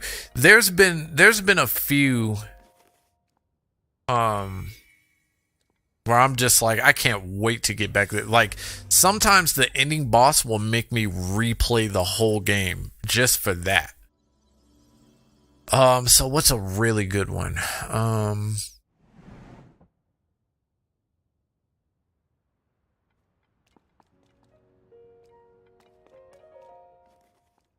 Man, that's a tough one. Lord of Cinder, that's a really good one. But that depends on which one you're talking about.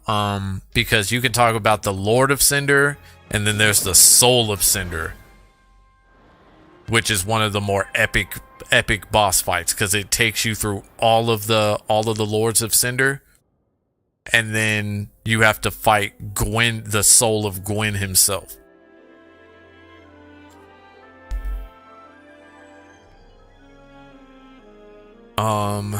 But that is a really good one. Also, I love that theme too. I love both of those themes. Gerudo Valley. One of the best to exist? Okay, I'll give that the top 5 for anybody, I'd say. Cuz for me, like, here's my hot take. Like, after a while, Ocarina of Time kind of got overrated to me. Because, like, I've heard it so many times. Gwyn was the favorite. Gwyn or the dancer, but that's not a last boss though. Or wait, favorite boss in any. So this is just any boss. I have so many of those. Like, most of them are in Dark Souls. I have some in Metal Gear. I have some in Paper Mario series, Zelda series, of course. Mario series.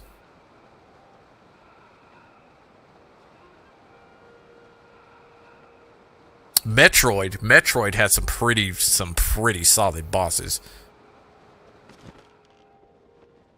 Metroid definitely had some solid bosses.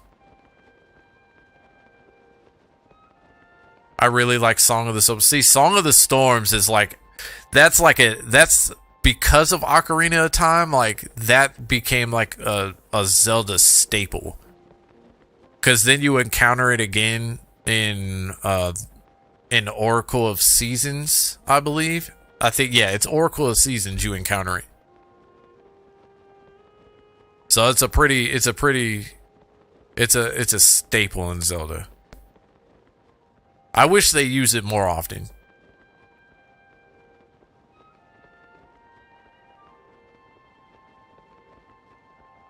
I like Dragon Roost Island. I think that to me is one of the best Zelda sounds of all time. One of them.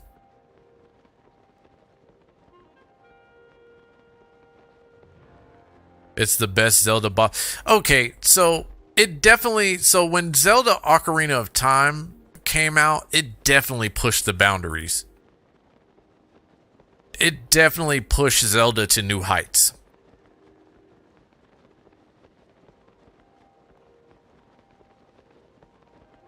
Spirit Track? Oh, wow. It is rare I see anybody say anything good about Spirit Tracks, and that game is really good. That game is ultra good. Oh, I'm gonna die. Yep, knew it. It is extremely rare I see that, though.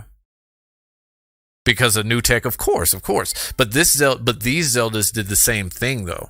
It's something that we haven't seen in years. We haven't seen Zeldas push ever since then. We haven't really seen them push like real boundaries. After that in Majora's Mask, I mean, they did try with Wind Waker, and Wind Waker is one of my favorite Zeldas because they tried to make it look in a different way. They gave it a different look, but then they went right back with Twilight Princess. Then fast forward to like Breath of the Wild, and now you have a brand new concept. It's not really a new concept, though.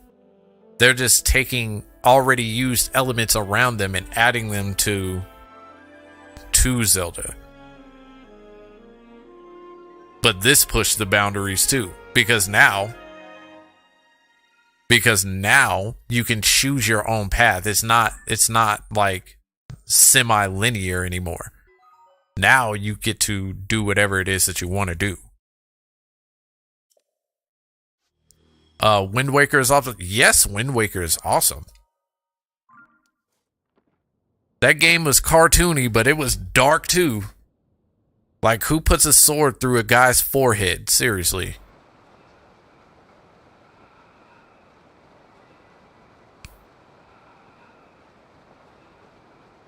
I would argue they already are. They already are. The developer already said he does not want to go back to making the normal standard Zelda games. He's already announced it. He said he can understand why longtime fans would want that, but he said no. There's no way he can go back.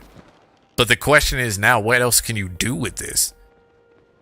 What else can you do with it? Because we already have plenty of open world games. Nah, the Hidden Village theme was awesome.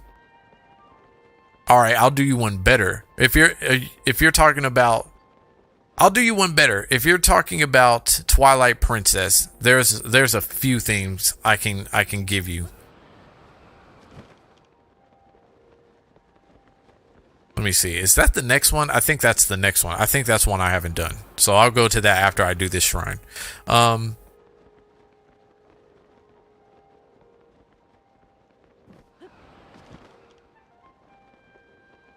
Oh, what is it? The Twilight Village, I want to say. Is that the Hidden Village?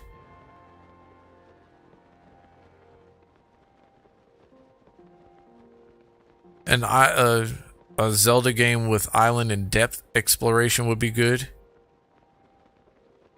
Sacred Grove, yes, I do like that one. Sacred Grove with the Skull Kid. I like that they put that theme in there.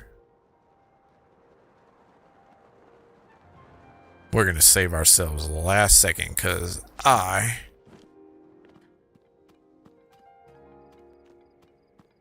what is a good one? The fight. What is the desert boss? The desert boss fight. That's a really good one. In Twilight Princess.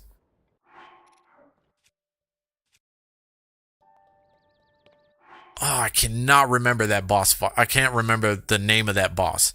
I remember that it was you had to use the tool. It was like you put it on the tracks on the side of the wall, and you had to bounce in between just to dodge it.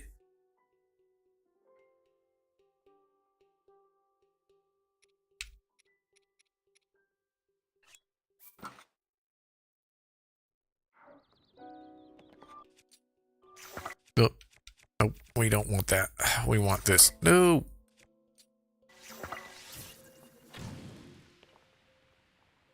Oh, I can't actually burn this one because it's in water. I can burn these parts. But Midna's lament, that was pretty good. I like the palace before Zant. I think it was Twilight Palace or something.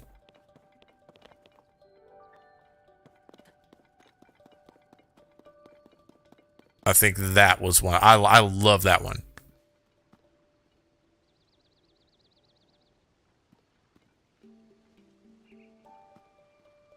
Oh man, that would be interesting to see them do that.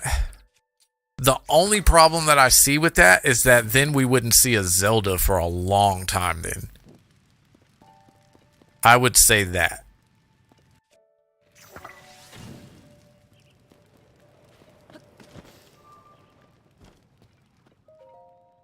Because it would be an excellent concept. But they've done this, so this would be their second time doing this. This kind of concept. Besides Skyward Sword, and Skyward Sword was on a lesser scale. It was a very small scale for how they did that. So when I play this, I see elements of Skyward Sword in here. So I think they can pull it off. I just think it would take them a long time to do.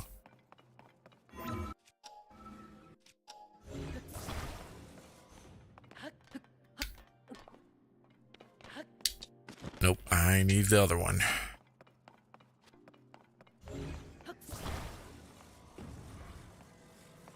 I want it to be the same as Tears of the Kingdom.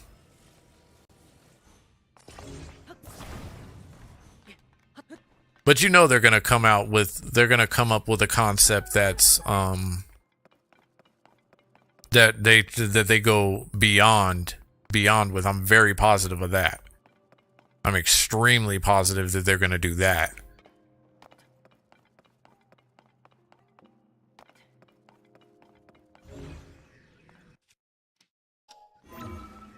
Yeah, but it won't.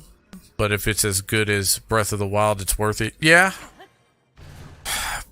Unfortunately, you know, as Zelda fans, right?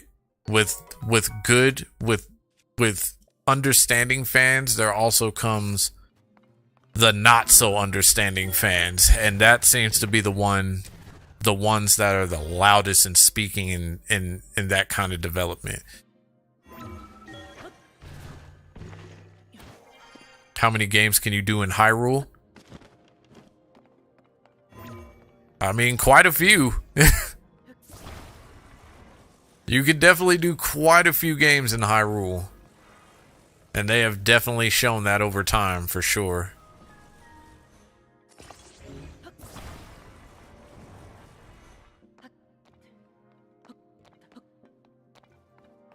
There's the minority. So I don't really need that, do I? And another thing, like, Nintendo is really the type that don't care about what anybody say. Like, they're gonna do what they're gonna do. Like, they'll listen to an extent, but they're just like, well, let us create. And I like that about Nintendo. That's one of the things that I do like about any dev. Any dev that does that has my respect. Because we can't be a part of the creative process for too much.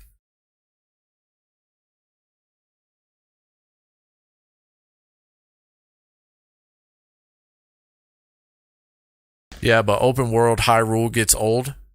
So where will we take it to?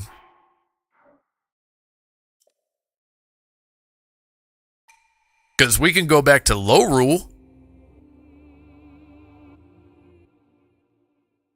We can go back to low rule because low rule was pretty dope. I would love to see them do that. If they kept like this format right here, but then you can go between worlds and it would be like it would be like a link between worlds and a link to the past. Like, I would love to see that again.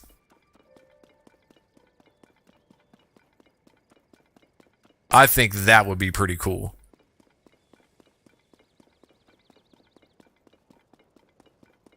What exists? The low rule? Yeah. If you play a link between worlds, it's called low rule, and a link to the past, it's called the golden world of some sort. I believe it's called the dark world. It's called the dark world in Link to the Past. So if they did something like that in this, I think that would be pretty dope. I would play that.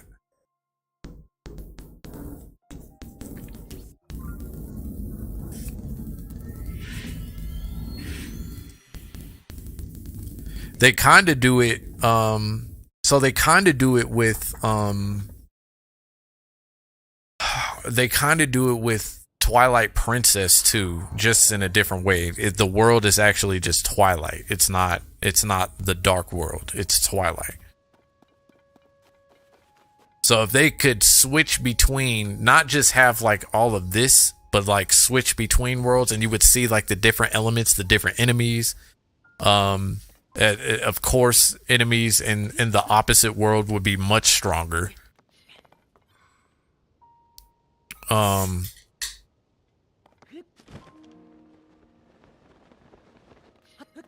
I would love that concept. Did I already do this one? I think I did do this one.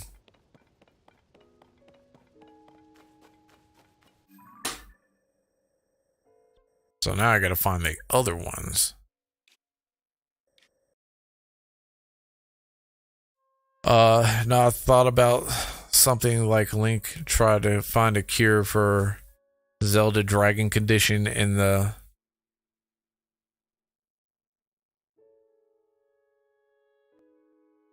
But it's beyond the sea. That would be interesting. That would then force them to create a whole new world.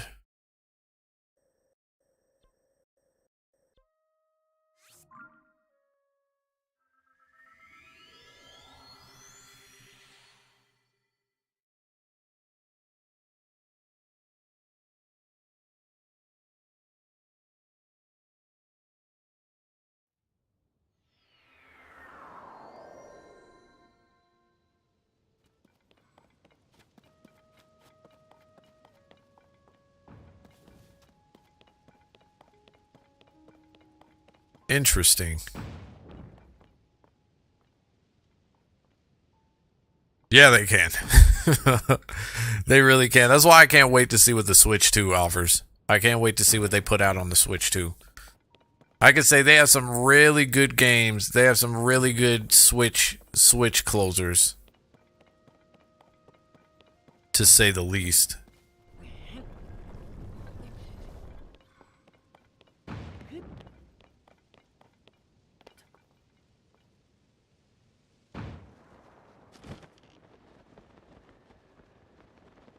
And I think this is just the beginning.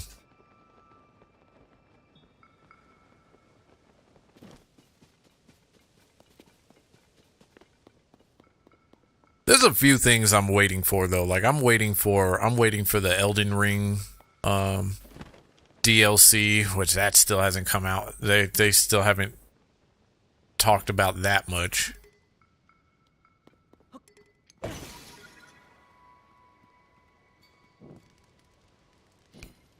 Zelda trilogy would be nice. It would be, actually. It would be nice to see a nice little Zelda trilogy happen. I can definitely agree with that.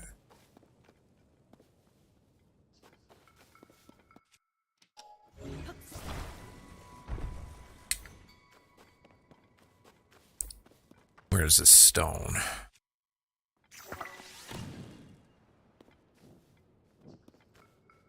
Blood Sea.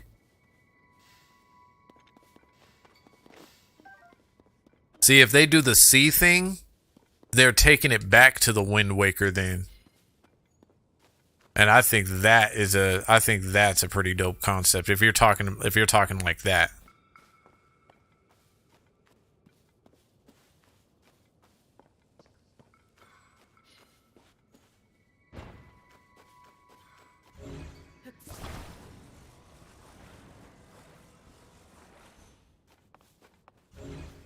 Oh, I can grab that like that. Oh, okay.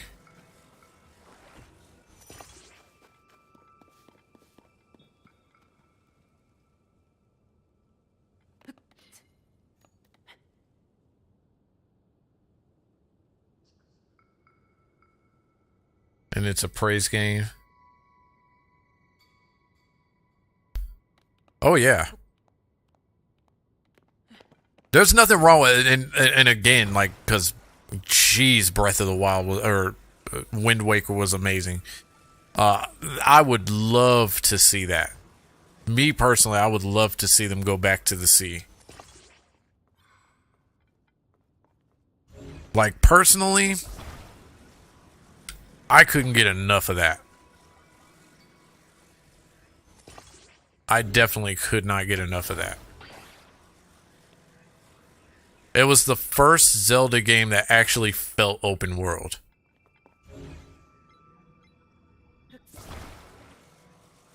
And I hate that it did not get the praise that it deserved, like, way back. I'm glad it's getting it now, though. I just, man, I really wish it would have got the acclaim it deserved.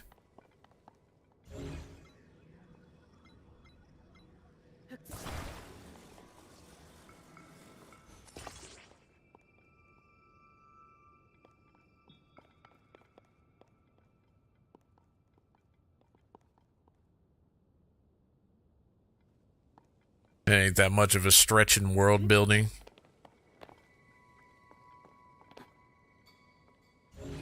I would highly recommend it. It's cute, but it's dark. It's really dark. Like, that's Ganon. It's Ganon at its darkest. Like, that is the darkest Ganon that I could think of. Actually, it's second to this one now. It is now second to this Ganon. Because this Ganon is actually pretty dark. You don't actually see Ganon ever murder somebody. You've seen this guy kidnap people. You've seen him, like in Wind Waker, he destroys a whole island. The whole sea is put into darkness. Like, he's defeated at this point. Because it's, quote unquote, supposed to be the timeline when he's, it's supposed to be the timeline when he's, where he's been beaten and Link disappears.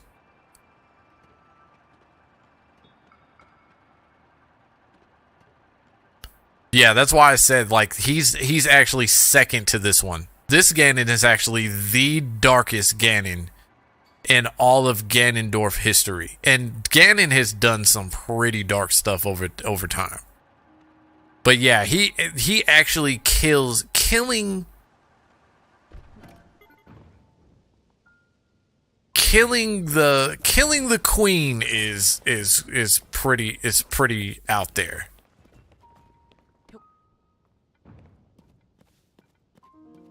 So yeah, that's why he's second. He's only second to this Ganon.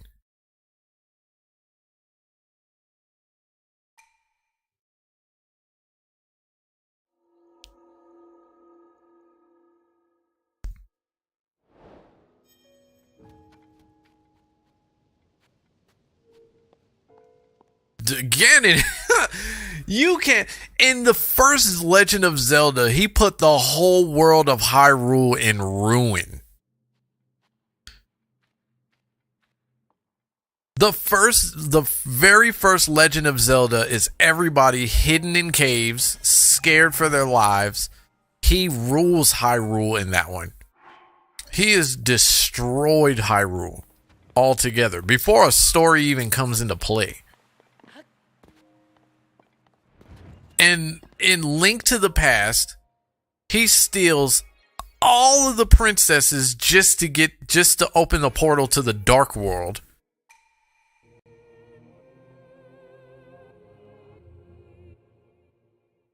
Ganon is really determined. He uses Twin Rova in... Oh, no, I'm sorry. Let's go to the Ocarina of Time, where he deceives the king, takes over Hyrule, destroys Hyrule Castle, and puts Ganon, his tower, in place.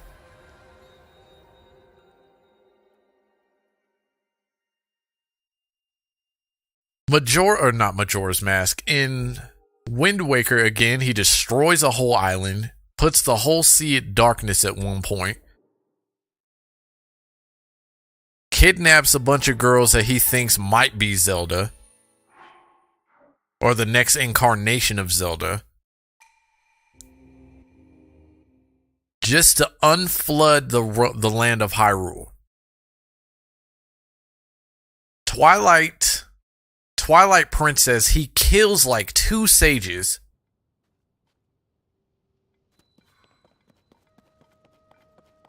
Yeah, we're gonna get to that. In that, what is it?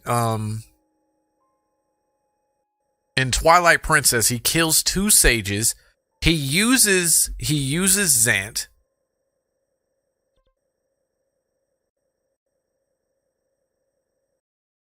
And then in this one, he just outright flat just kills the queen.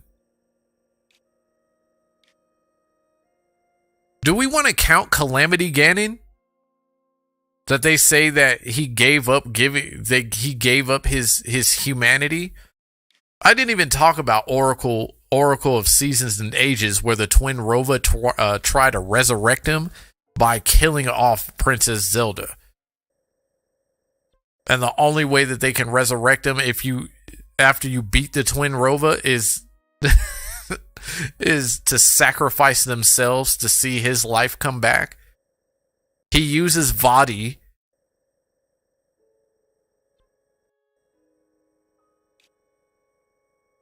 Like, what hasn't this guy done?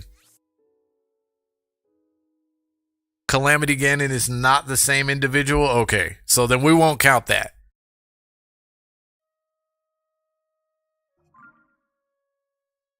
Ganon doesn't play. He doesn't care. He's so evil to the point where he could laugh in the near sight of someone bleeding out and dying. Yeah, for his own goals. If it means to his own goals, yes, absolutely. And he'll probably be the one doing the bleeding out.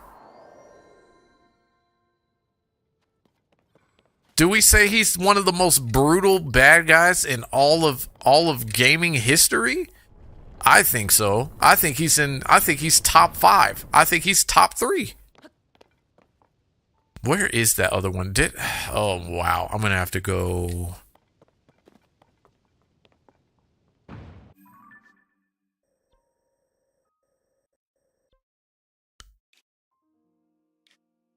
Yeah, he literally did it in Tears of the Kingdom.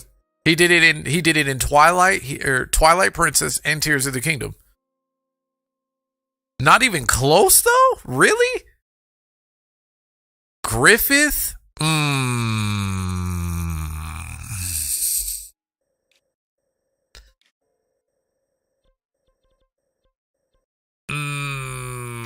Griffith.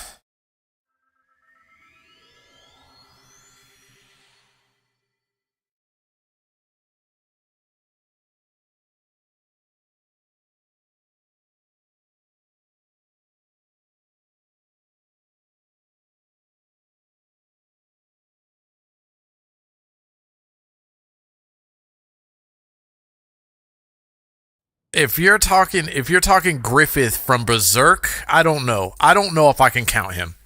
To meet his own means, he did sacrifice his whole team. If you're talking like in terms of like, because yeah, there is the video game adaptation to the anime, right? But if you're talking that, I don't know if that's the most brutal thing. And he did that, and the God Hand it counted on him doing that to complete and lead the God Hand, if I'm not mistaken. If I remember correctly.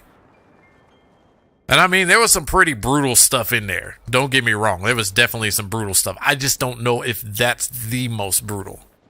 I don't know if I would put him in my top 3.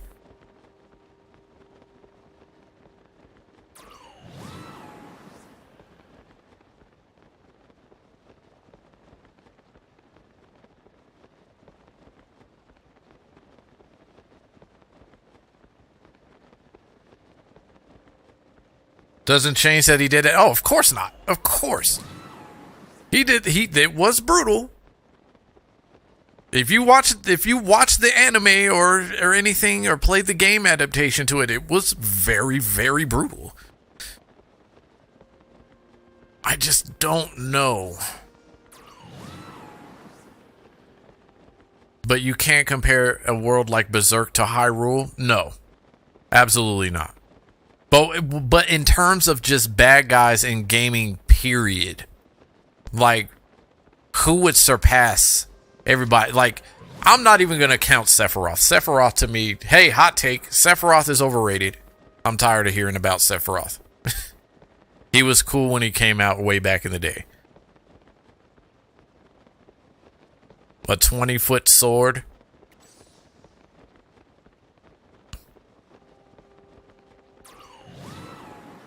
I mean, it's not the worst. You're right. It's not the worst thing that he's done, but I don't know.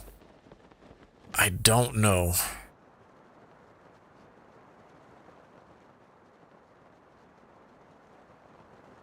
Wait, is that a no? Oh, that's that one for Hyrule.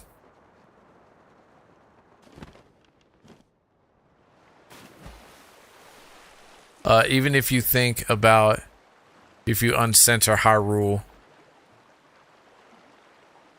Yeah. It's definitely brutal.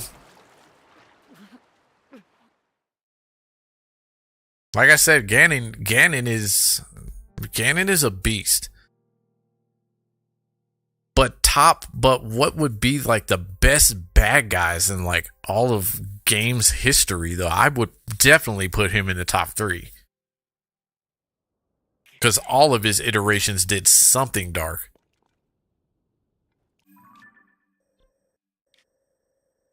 Maybe this one will put me closer. I don't know. Like Hyrule with blood in a Berserk art style is a nightmare feel. Yeah, it would be. That would actually be pretty cool.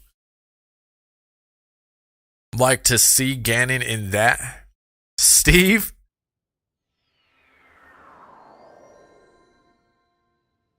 Like Minecraft, Steve?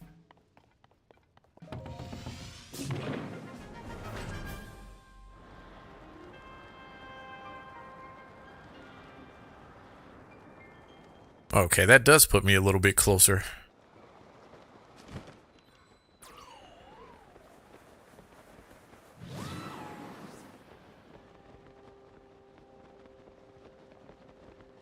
And it's right above that, though.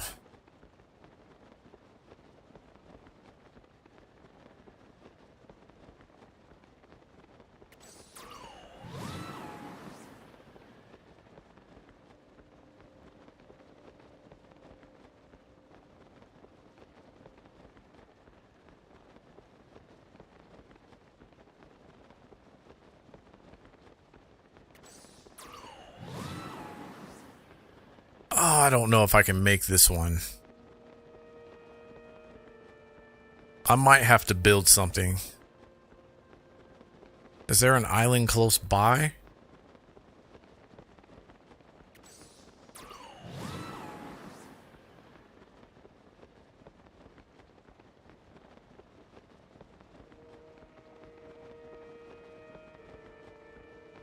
That can kill a dragon with his own bare hands?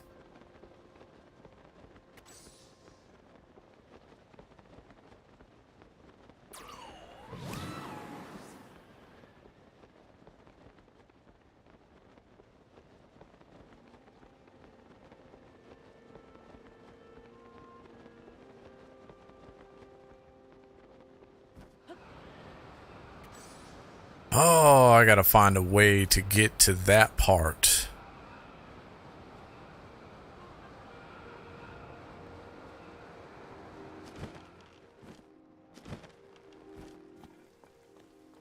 There's gotta be a way to get there. Because I'm right there.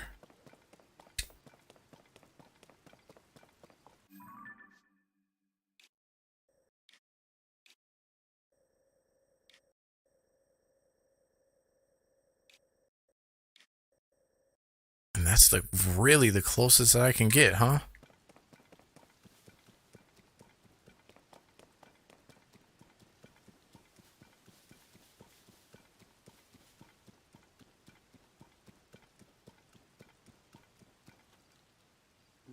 I don't know if I have enough materials to build this, but let's see.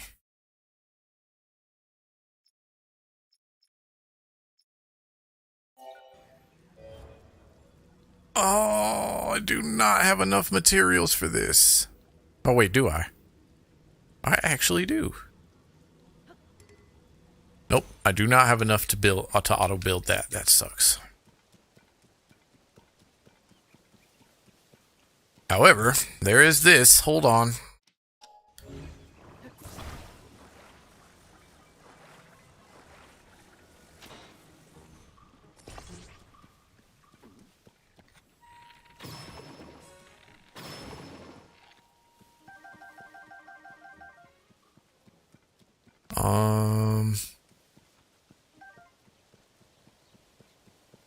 Take the Sundallion.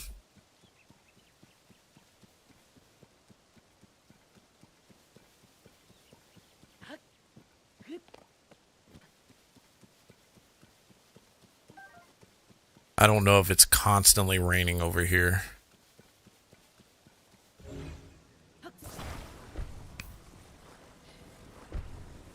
However, there is something I could do if I have it. Do I have it? I do have it. Literally world-bending amount of weight because that... Oh, wait. It can run kilometer marathon. The only limit to... Oh, wow. Okay. Steve is a menace. All right. I'll give you that.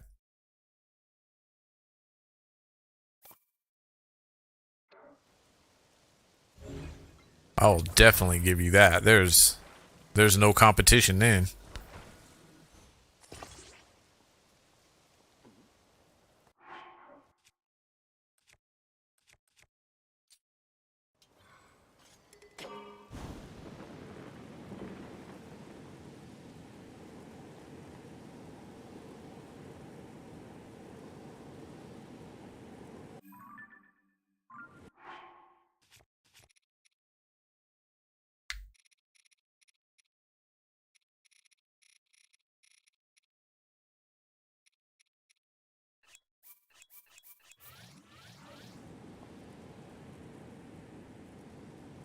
Senator Armstrong, really? I would think Ganon is more powerful than Senator Armstrong, because Senator Armstrong was pretty strong. But I mean, he used nanotech, and I mean, I don't know.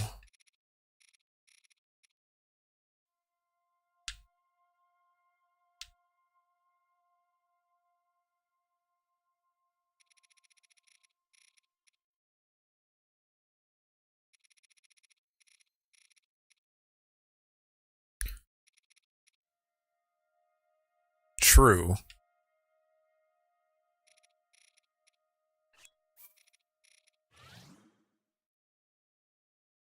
Will you get back up there?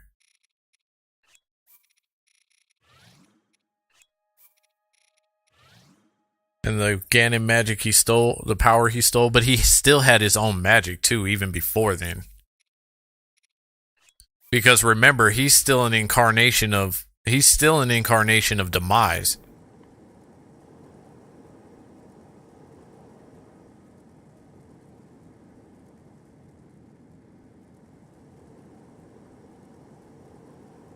or supposedly an incarnation of demise.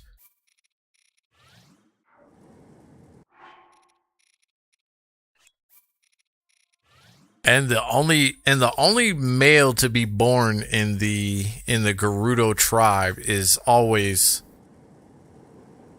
supposed to be like something. There's supposed to be something to that too, but I don't know.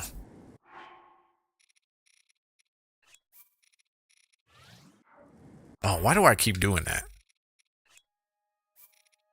But Armstrong has way bigger death toll, so less strong. Just a politician. Well, I mean, when you look at it, so is Ganon. He's just ruler over creatures that he creates.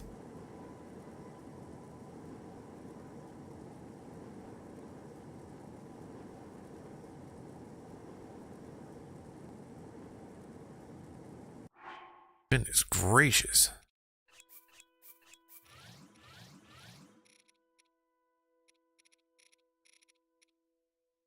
See, Bowser is a menace too, but he actually has empathy for Mario and Luigi and the princess when Ollie pulled the toad. Bowser is an emotional roller coaster.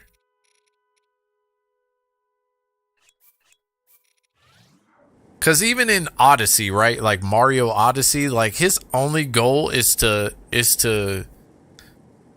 marry Peach. And then there's too many times where Bowser has helped Mario in the past for me to sit there and say, like, he's got to be like some kind of like anti-hero of some sort, in a sense.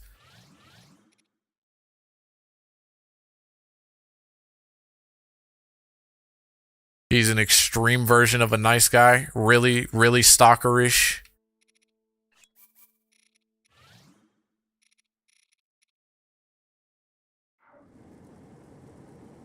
Really, really stalkerish.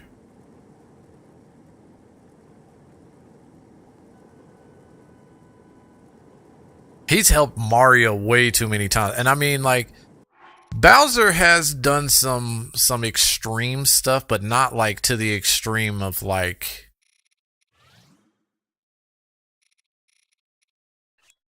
Ganon. Like when he says, because you're right, when he says that what Ollie does is too evil, like that's crazy.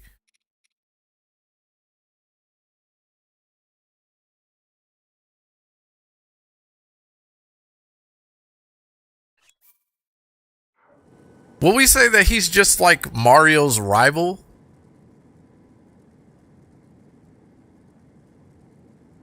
Fuse a rocket to my shield.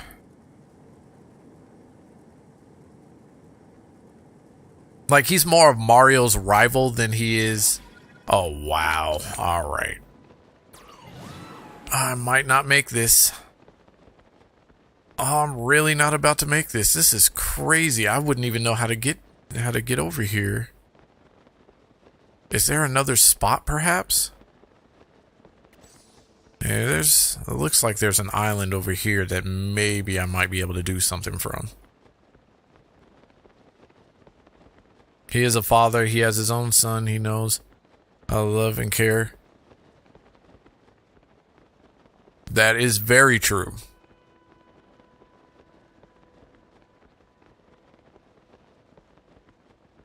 That sucks though. Because for some of the things that Bowser has done, like I can't look at him as like one of the ultimate bad guys.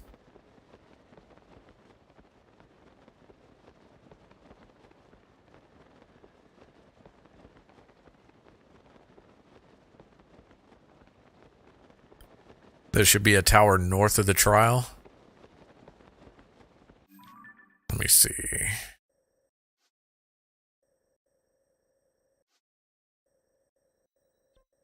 Okay, let's see if I can get there from there.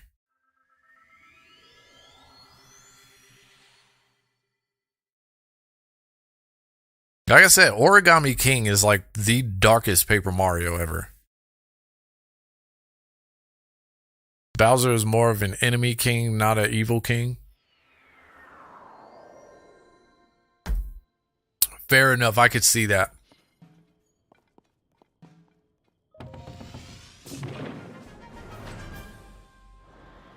And he's never once in all of the years that he's taken Princess Peach or Toadstool when she was called Toadstool back then. He's never laid a finger on her. He's never harmed her once.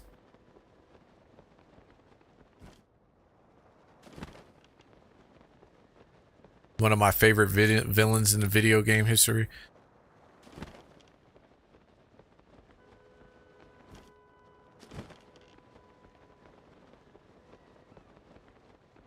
He's misunderstood. I would say he's misunderstood. I would say he's not even really a bad guy. He's never harmed Peach.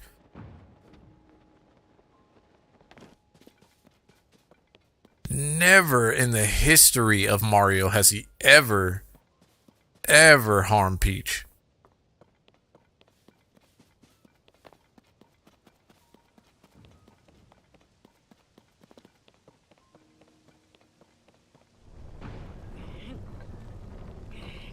Do you think in his quest to kidnap Peach, do you think that he's just looking for somebody to understand him, and he thinks that he finds that in Peach?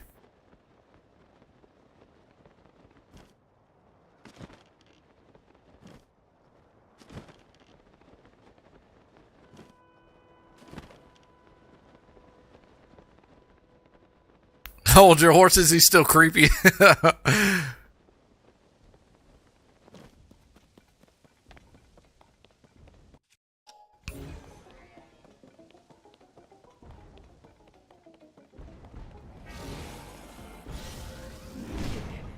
Oh wow, surprised I can get one shot there, but it's...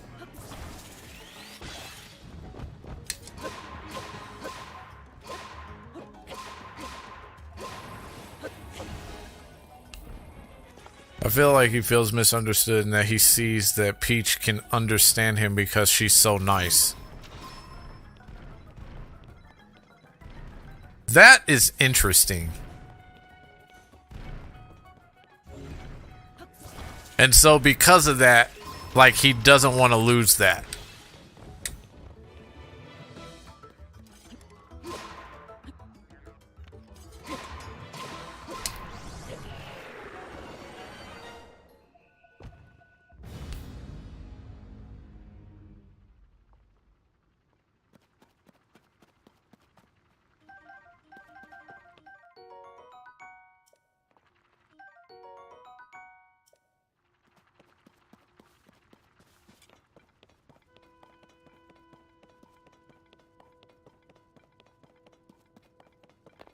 Yeah, I could see that. That's interesting. That's an interesting concept. So, like, one day she was nice to him, and then all of a sudden...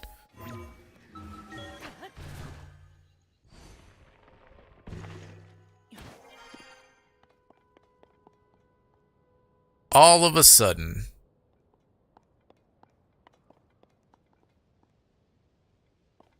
get the round thing.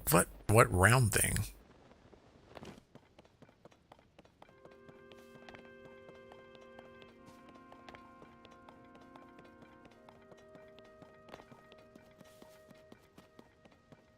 Oh, this. Okay.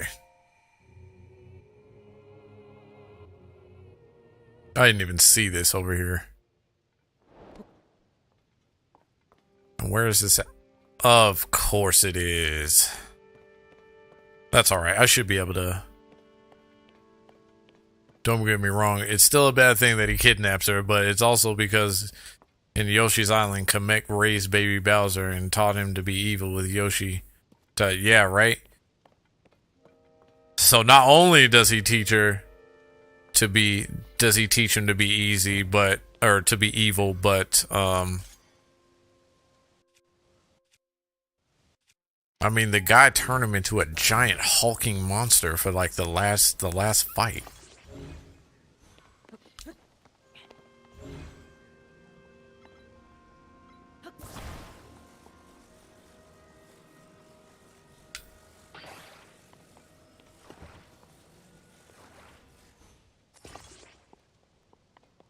hold on.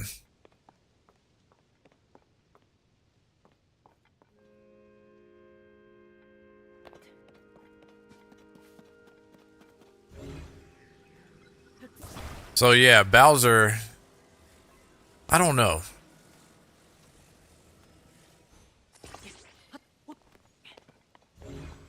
I could honestly see him as like an anti-hero of some sort. I could definitely see him as like an anti-hero.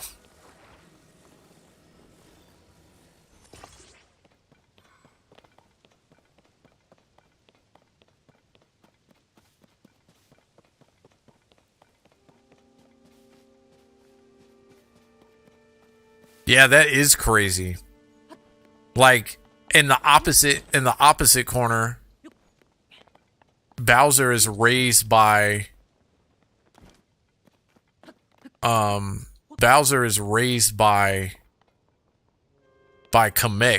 but Mario is raised by Yoshi. I wouldn't even say disliked it. Well, I mean, Bowser has ultimately admitted like he can't stand Mario. But I mean,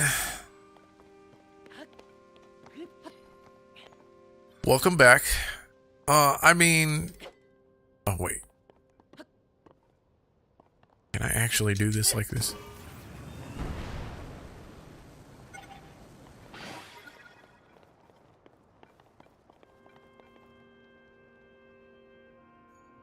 Oh, I just messed this up horribly.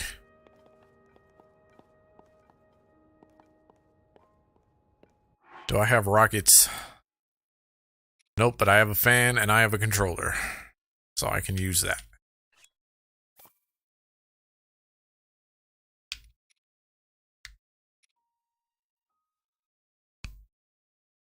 But welcome back. Yeah, it's crazy to think about that, isn't it? Not much. Where did you leave off on the last time? I think I did a shrine. I did. Oh, what else did I do? I've been trying to get to this island for like the last like hour, I think.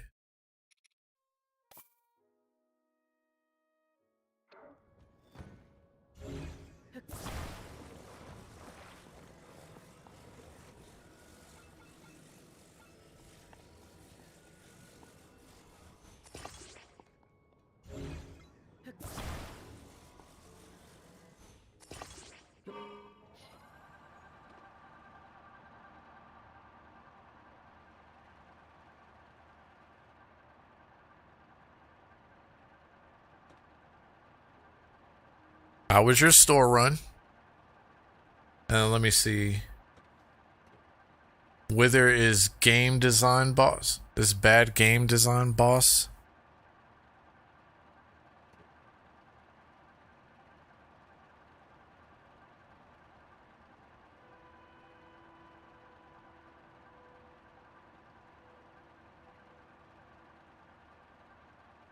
I think Minecraft is just a troll altogether. That's what I think.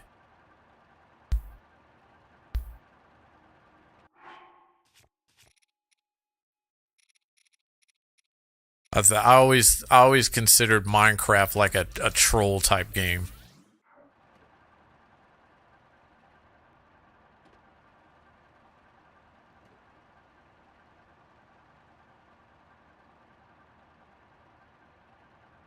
Got some stuff, nice.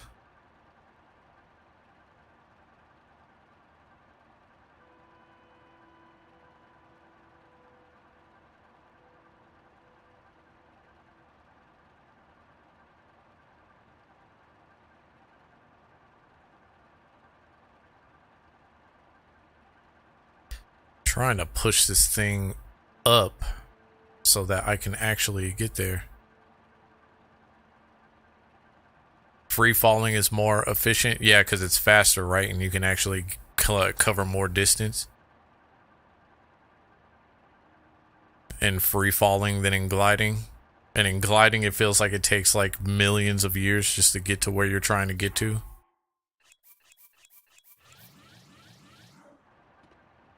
But it's way overrated. See, that's the thing though, right? Because when things get become popular, like ultimately what's going to happen is that they're going to get overplayed. It's going to get talked about heavy. It's just the nature of anything.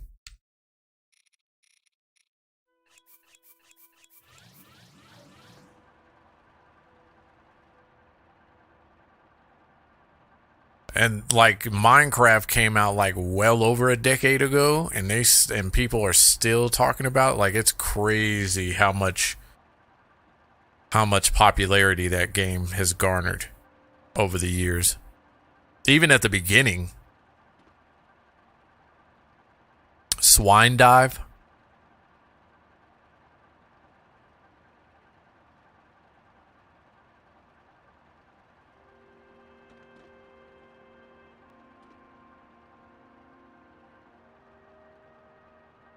Oh, come on.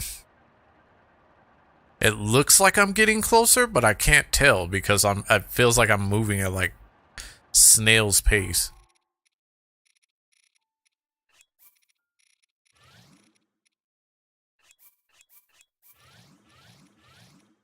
I made a lot of good memories off of Minecraft.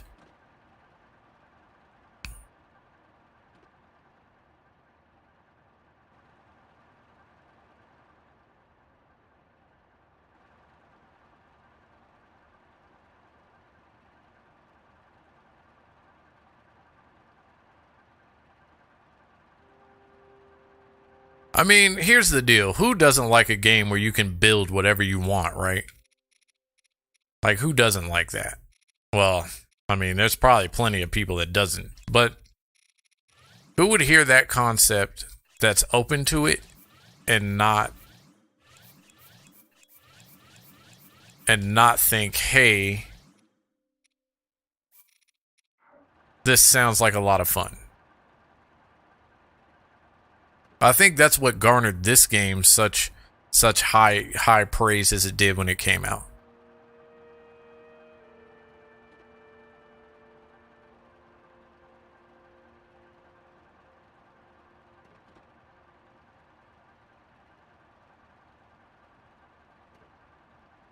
It just doesn't have good performance. I agree. And I mean, what did anybody expect it to have, right? Nintendo is really, really good at taking old stuff and making new stuff with it.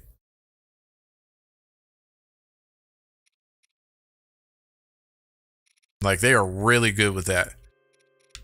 Like I always refer to them as like the guys who do tech origami really well.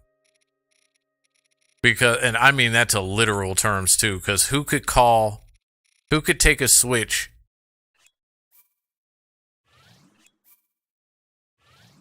who could take the Switch, build, give you cardboard to build with. They give you cardboard that you have to build, and then a strap alongside, or I don't even think it came with a strap. And then the ability to place your Switch into the cardboard and then call it VR. Like only Nintendo could pull off something like that and actually get away with it. Like they are truly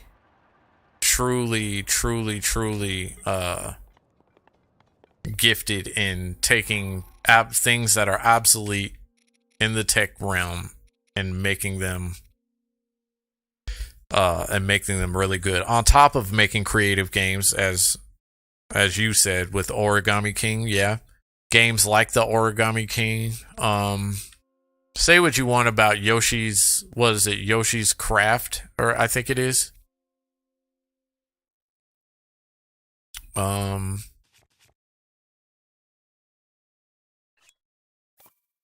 gonna do this.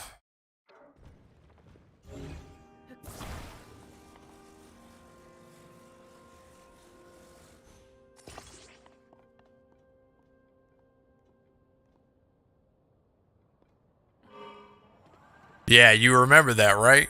Like they did all of that and they got away with it. And it looked, to some people, it looked cool. But it's creativity. And they bank off of that. Yeah, Yoshi's Woolly World, thank you. Thank you. I own that game and I could not remember because I can't remember the last time I played it.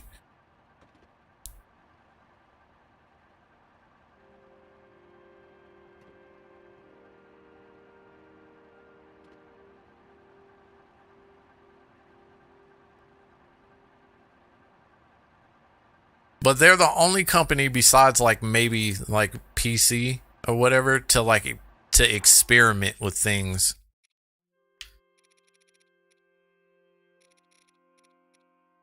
And be successful in their experiments.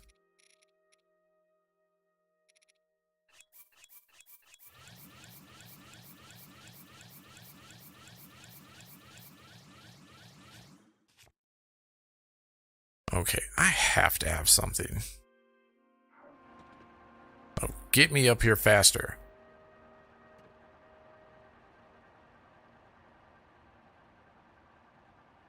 You know what? I've had enough. Let's do this. I have this. We're gonna use this. Uh-oh. Uh-oh.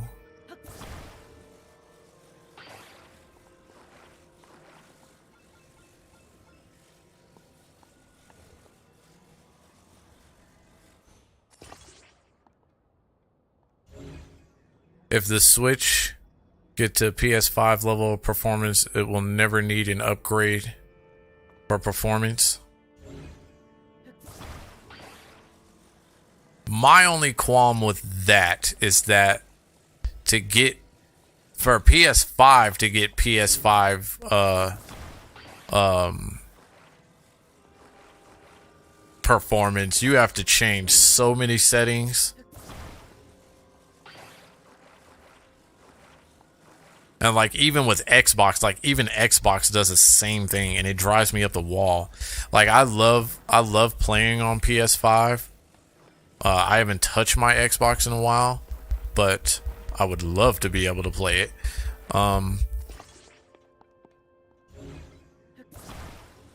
Even Xbox is telling you have to change certain settings to reach certain levels of performance, and I think that's kind of wonky to me.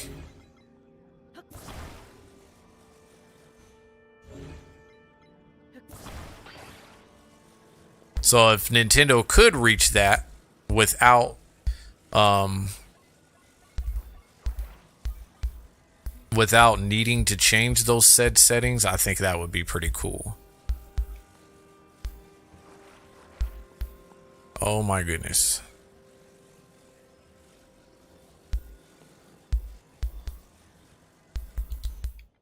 There we go.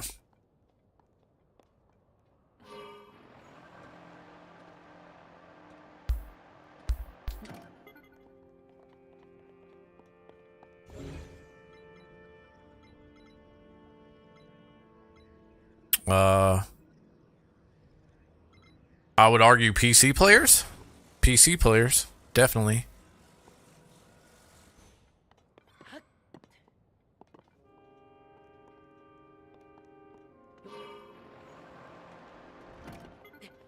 Uh-oh. Control! Control!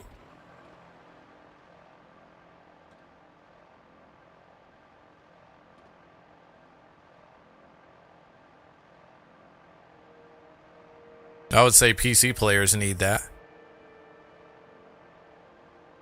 You can recall to get the wing off the ground. Oh, nice.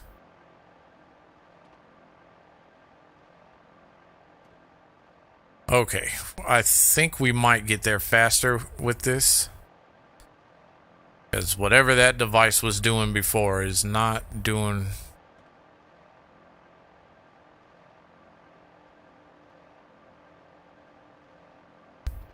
Okay, come on. We're almost there. We are almost there. We're almost there. We are so close, I can almost taste it.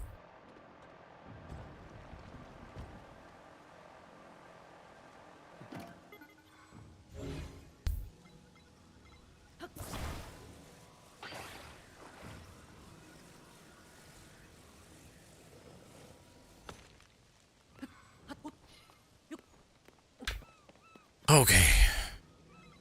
Finally.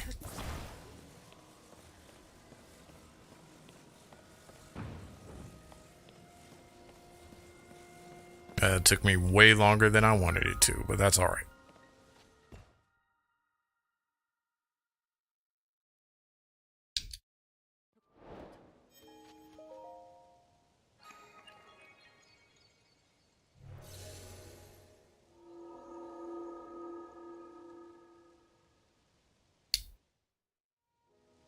Hopefully this is just a blessing, but if it's not, it's okay. But I will say it would be nice if Switch were to have that kind of quality. But like I said, they're tech origami geniuses. Like they can take obsolete things and make them work to however they need it to work. Just move it with your ultra hand near a cliff and then step on it. Oh man, you put a lot of faith into me to be able to move that quick. I barely got on the controls. But yeah, I'll keep that in mind for sure. I will definitely keep that in mind. So how many is that? That's 72. We have a lot still to go. I still have to keep in mind I still have to get to the hidden temple so I can get the 5th ring. Where's the thing at? It's that way, I think.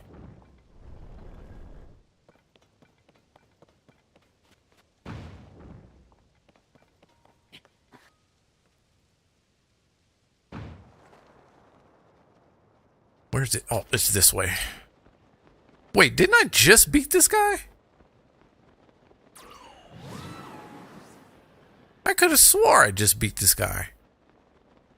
The fact that Switch's game go for cartoony artsy instead of, hey, look at my character facial hair makes me really happy and saves it from...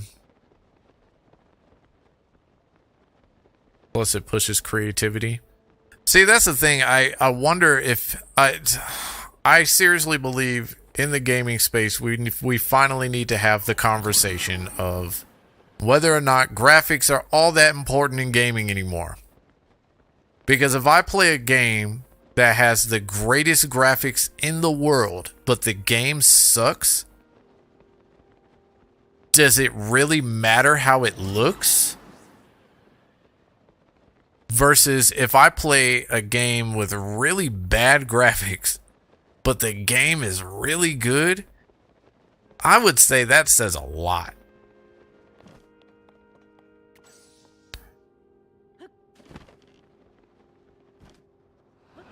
That says a lot.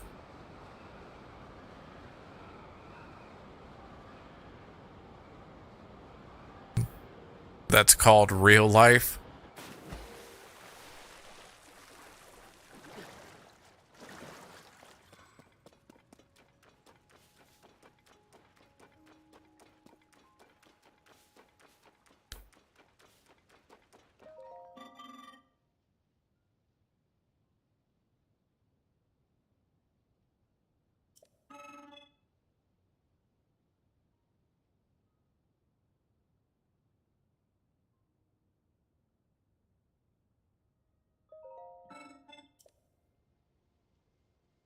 After teen years. See, I've played so many games that have bad graphics but really good. It is really fun. And like most of the people I see talk about frame rates, I don't know if they actually know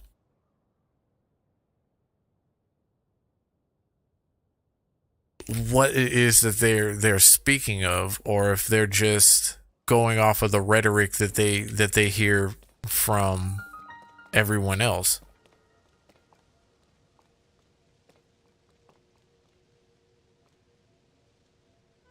You don't need retracting horse balls in snow. That's funny. I agree with that. All right, bro. I'm gonna head out. I gotta do more cleaning and cooking with my mother. I enjoyed watching you. That's fine. I dropped a sub because you're pretty chill. So I'm a dip. Thank you very much for the sub. I appreciate that. You have fun. I hope your meal is good. I hope the rest of your day or night is good.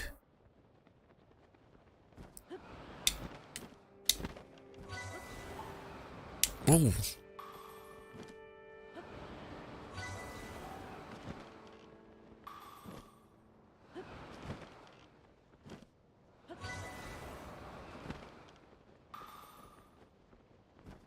Oh, this one moves.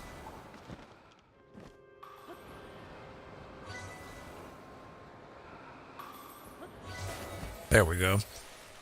60 FPS is good enough. I've heard that too. Like, we don't need the 120. I've definitely heard that. I've definitely heard that on several occasions.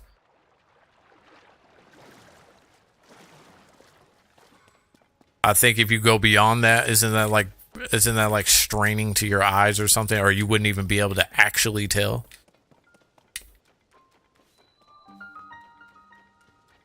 I don't know. For me, I'm just personally tired of the FPS conversation. Like, to me, that's just as bad as the argument of the difference between a remake and a remaster. That's kind of where I'm at with that.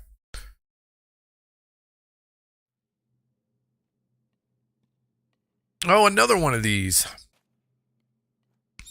Oh, it's interesting.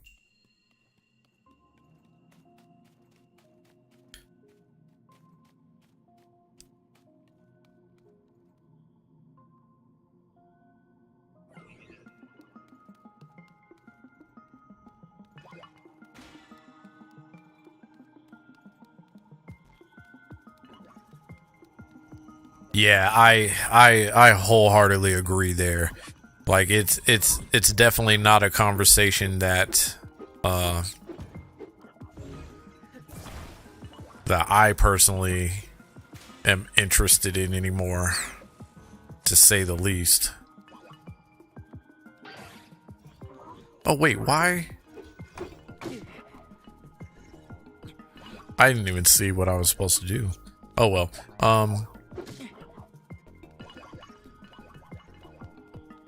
You know what the funny thing is? So, here's the funny thing.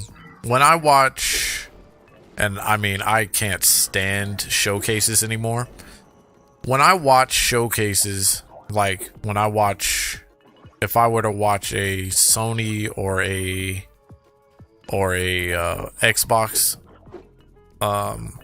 showcase, it is like toxicity in the comments.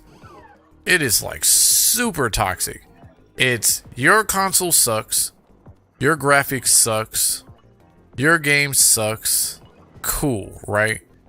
But in a Nintendo Direct, I have rarely seen that type of toxicity. Very rarely have I seen that. It doesn't mean it doesn't happen. It's just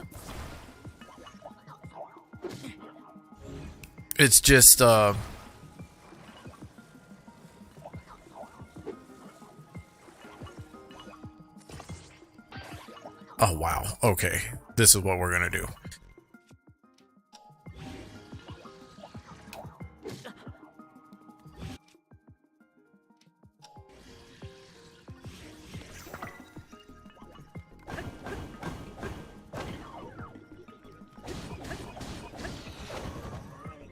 There we go.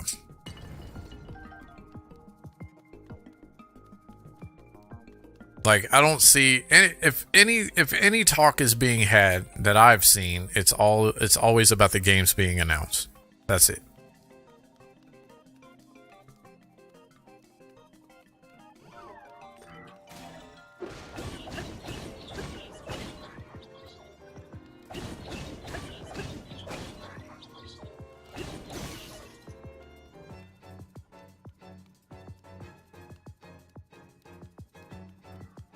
Well, I mean, not even just in the 90s. I mean, once like PlayStation 2 and GameCube hit, like it was over. You already knew what was going to happen. We were all once impressed by what we saw when PlayStation 2 hit. After all of the graphical mess that N64 and PlayStation was for the better part, even though like PlayStation definitely had some decent graphics or whatever, but oh nice, finally my light's on. Oh wait, I thought my light was on. Once that happened,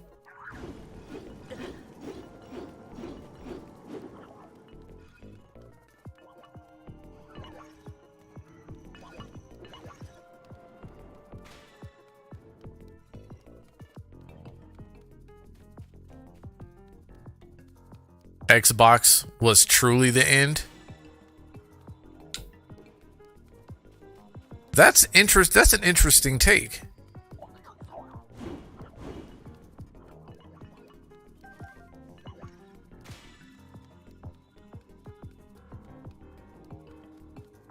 Because of the controls, yes, I agree with that. Especially in N64. I don't know what it was, but they could not get the camera right. Like, for some reason, they always struggle with the camera.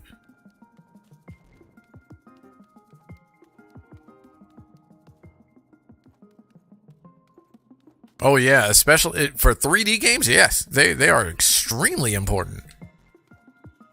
Okay, there's that.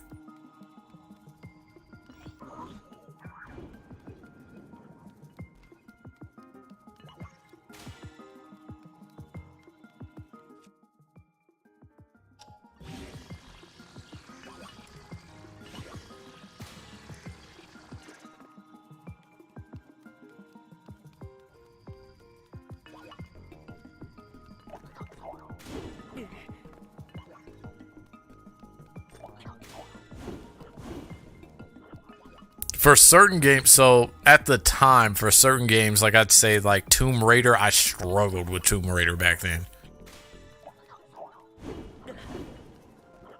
I definitely struggled with Tomb Raider.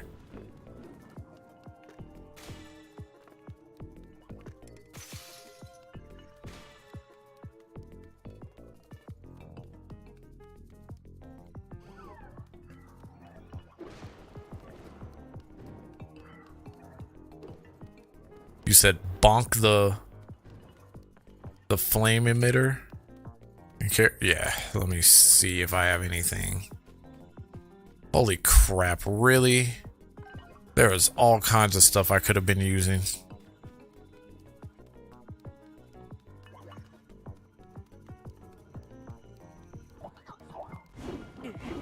Oh, I'm sick of that dude. This guy has to go first.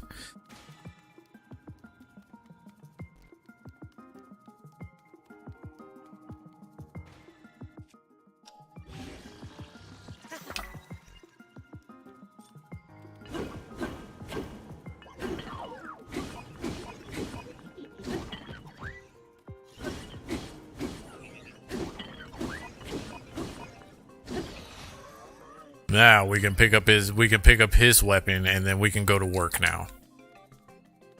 Oh man. All right. I didn't think I'd be fighting anything in the dark. I know I did one thing in the dark.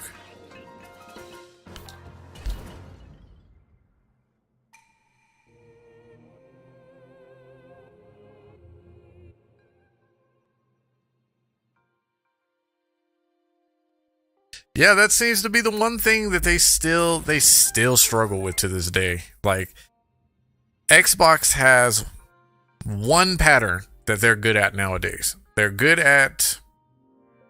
So Xbox at the moment is really good at announcing things. They are good at utilizing... They're good at utilizing showcases to put on a circus and build hype. The problem is that at the last part of the cycle, when it comes time to release the games that we're hyped about, they've not been too great. Performance or story-wise. Exclusivity are my reasons for owning a Switch. Well, Switch is balanced. Switch is really balanced because they have more than enough exclusive games, and they have a lot of third-party titles as well.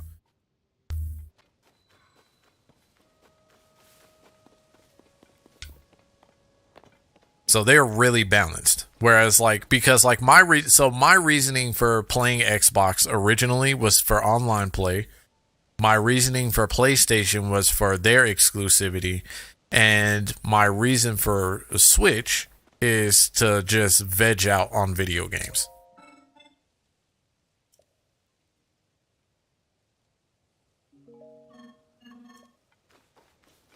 Is there another one? Because I've done like 3 of these. So where do I get the dive armor from if I've already done this? Yeah, that's fair. That's definitely fair. And I mean, they tried their hand at open world, and I mean, it's great. For what it's worth. But for me personally, I'm tired of God of War, personally. I own Zero Dawn and cannot find for the life of me, Horizon Zero Dawn. I cannot find it in me to want to play that.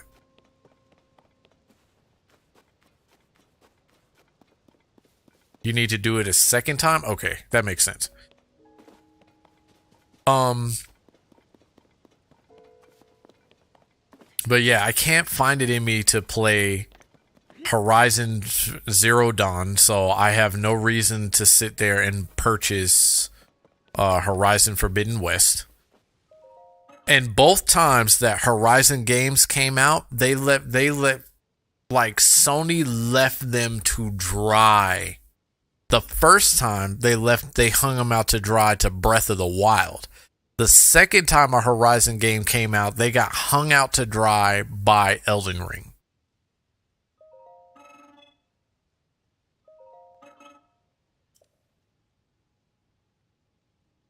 Also, Grindfest open world are a tragedy. Yes, they are.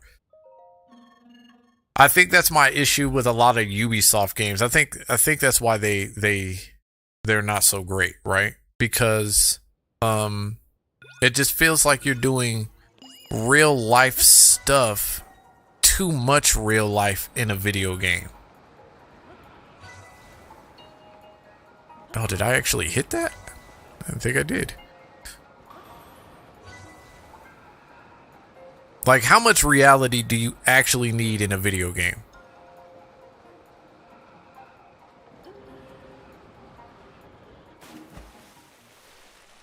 Especially if this is for escapism. I was supposed to hit all of those. Yes. I need Zonai charges for this?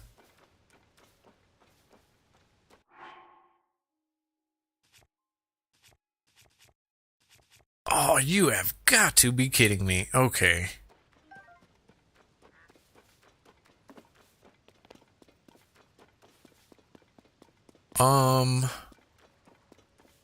If it's fun, I will play it. And that's how it should be. If you think something is fun, you should be able to play it.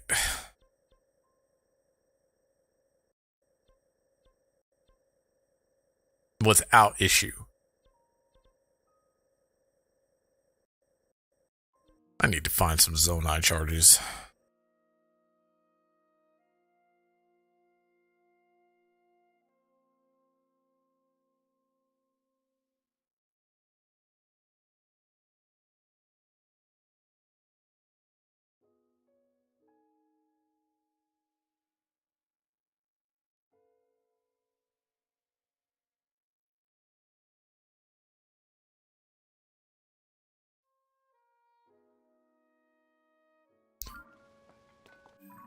I know a really good place that I can find some.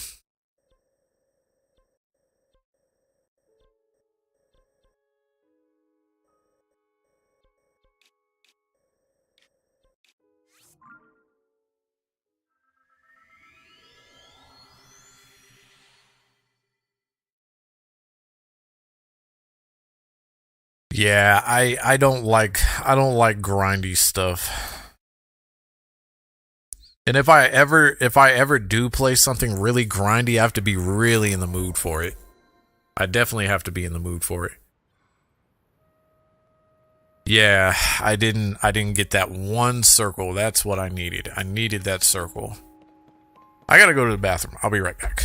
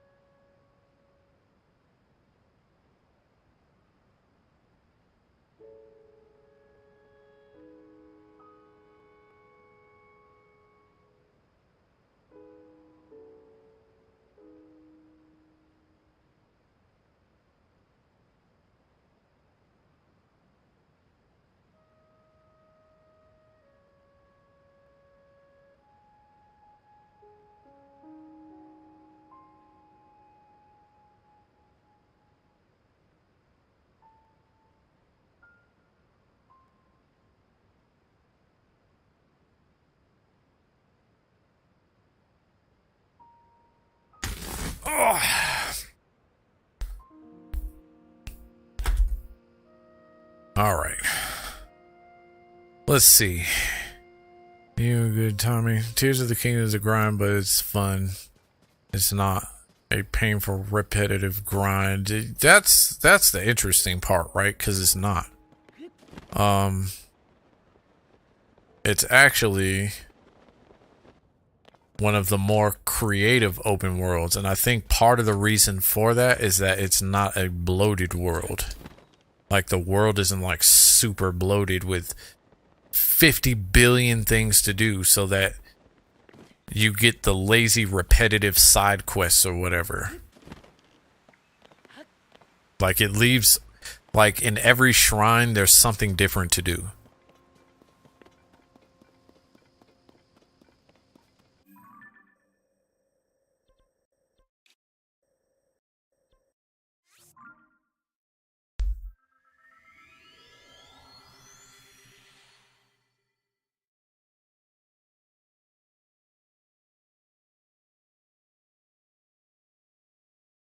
it's bloated on a wider scale. I see, and I don't think it is bloated.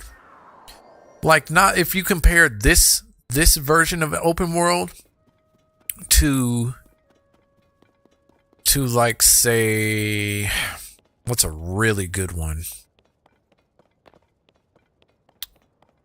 It's a really good one to compare it to.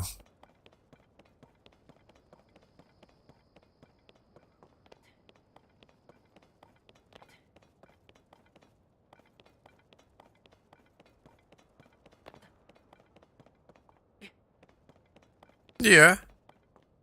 I mean, I don't know, like, because when I say bloated, I mean, like, there's, like, side quests on side quests on side quests on side quests, and it's hard for you to focus on your mission. Meanwhile, not only do you have side quests, but you have, like, a crap ton of, cutscenes.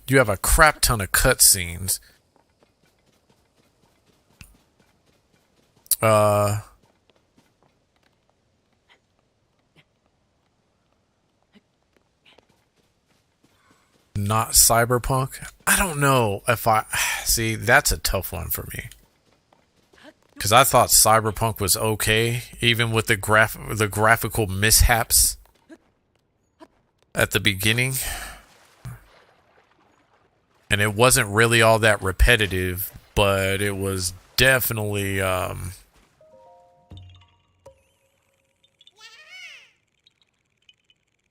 Gotta go later, Fanta. Later. I still have to learn how to say your name.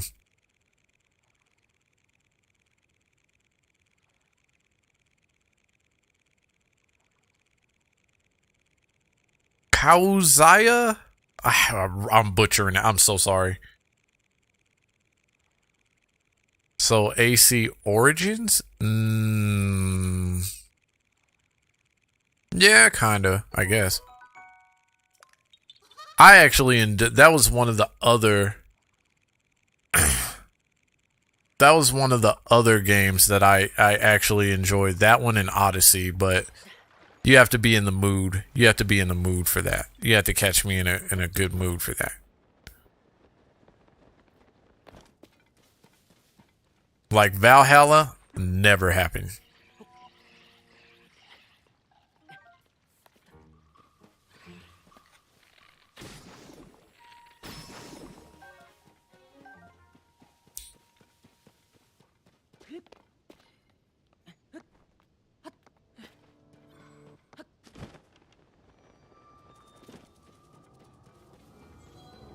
I gotta find the mines. And this is the only thing that irritates me. When the glow of the blood-stained moon shines. Yeah, it definitely passes the landscape test. I'll get you for sure. This is the only thing that irritates me about Tears of the Kingdom. I don't need to know when the blood moon, what the blood moon does. I think one time is good enough. I think I don't know. But other than that, like landscape wise,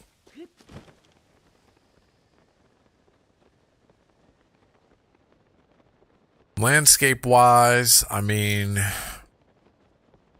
if we want to talk graphically, like graphically it's good.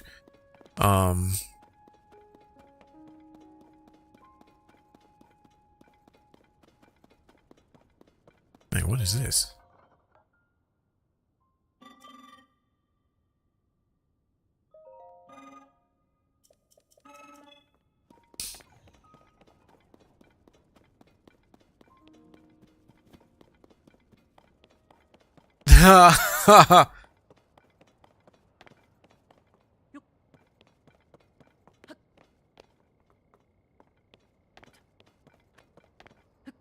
Could you see that, like further down Zelda doesn't quit smoking.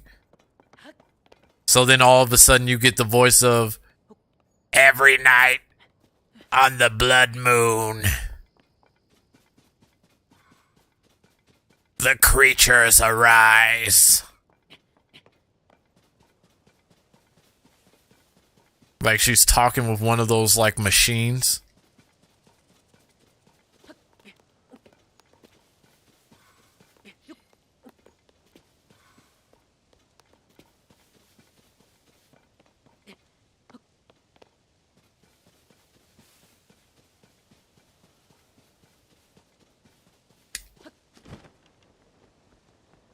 I'm supposed to be looking for Zonai charges, and I'm sitting here. See, there's the mining cave. Let's put a stamp right there.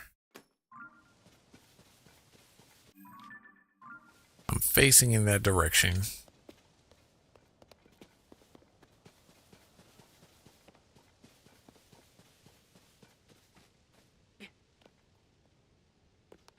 See, I want to hear. I should switch the language at some point so I can listen to that.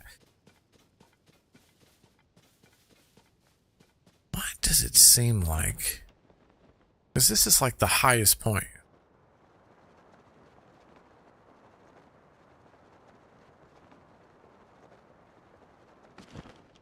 What? My name is Zelda, and I used to smoke cigarettes.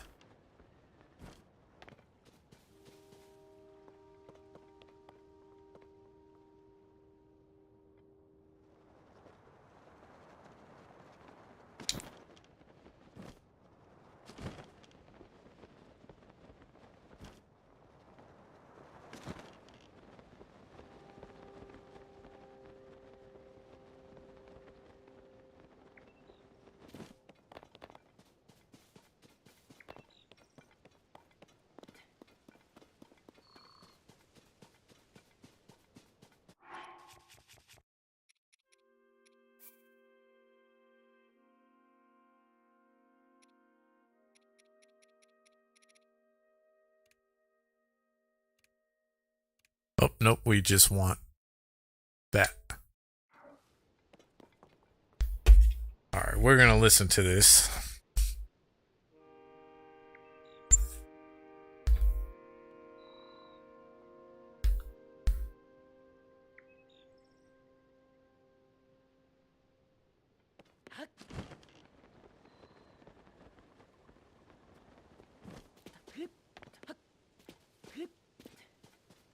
Link doesn't really sound all that different.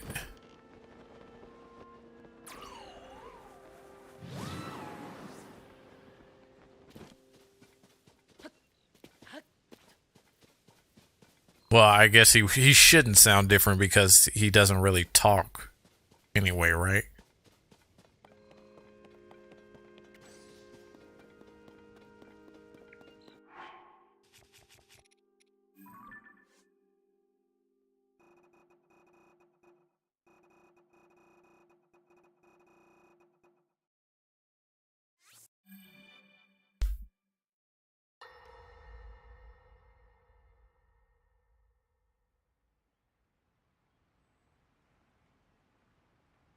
Nous avons au moins réussi à le sceller. Hello.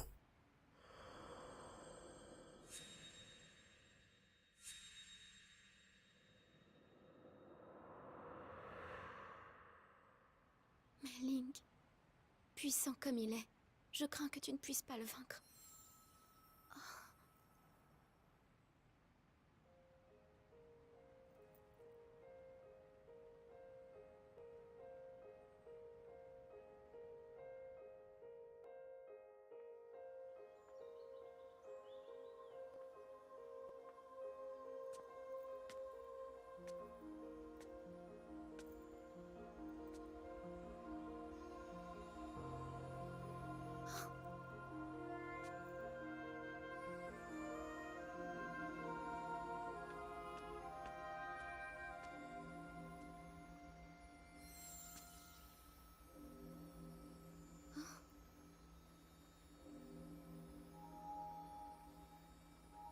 I think this is the perfect scene to watch this.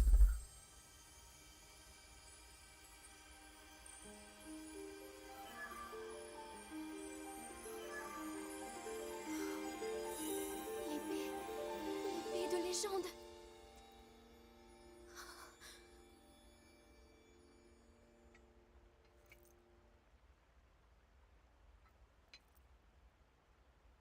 Impossible. Comment a-t-elle pu?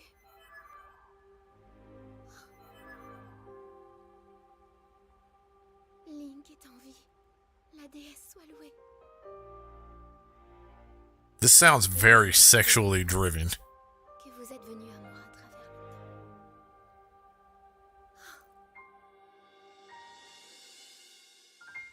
Zelda, Si tu as traversé le temps, ce n'est pas un hasard. Il y a une raison à ta présence.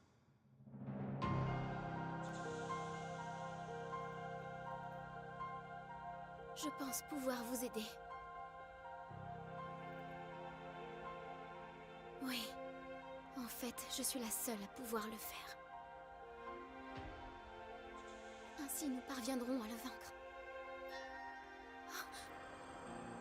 Qui désire un grand dragon renaître, sacrifie l'essence même de son être. Like, if I wasn't watching and I heard this in a room, I'd be like, what are you watching? But she does sound pretty. The voice actress who does this, she sounds pretty. I actually like her tempo and her voice a lot better than the English version. I feel like that is who they should have cast for Zelda.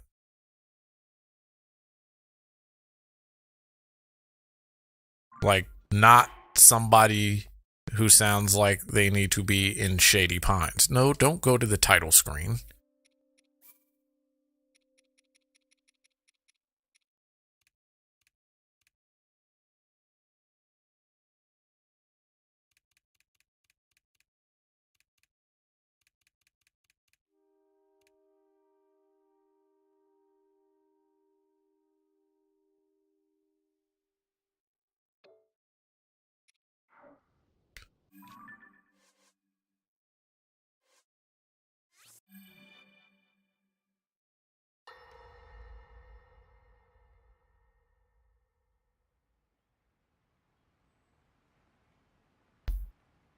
He managed to restrain him somehow.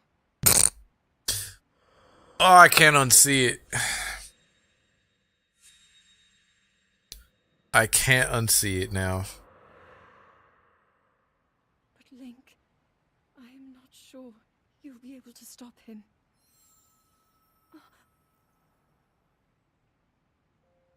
One time, I used to smoke cigarettes.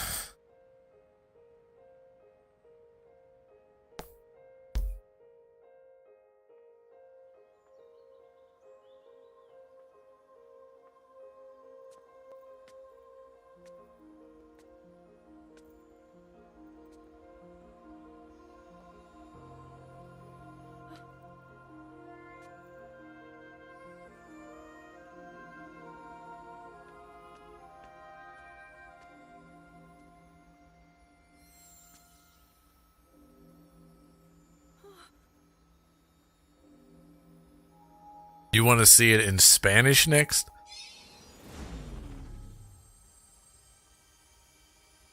But damn, she looked 50. Oh man, I will do the Spanish version some other time. Master Sword.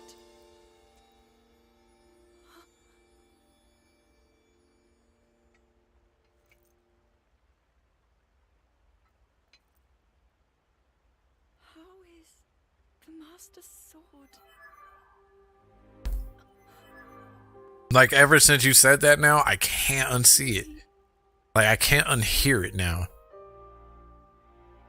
You traveled through time to find me and recover your strength.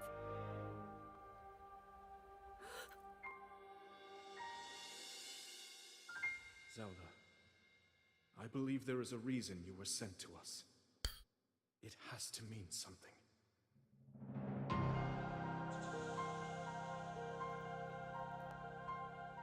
I know why I am here. It's something only I can do.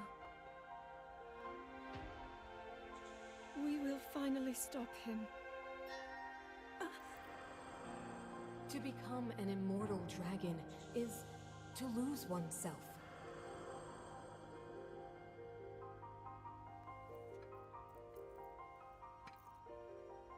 I'll be Yeah, forever I like his voice better. You know what I wish they would have done? Ah, man, I wish they would have found a better voice for Ganon in English. Because it's not like he's bad, but man, like, when you hear Ganon, like, not talk in previous games, like, he sounds like, he has, like, a more, in certain ones, he has, like, a deep psychotic laugh, and others, he has, like a little, still deep, but a little higher pitch.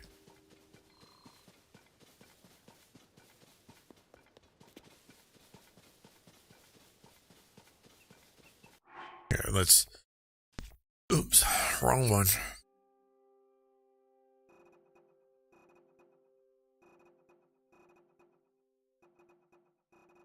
Seriously, this controller drift is gonna drive me up the wall.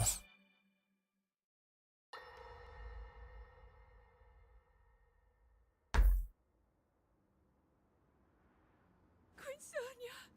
Queen Sonia!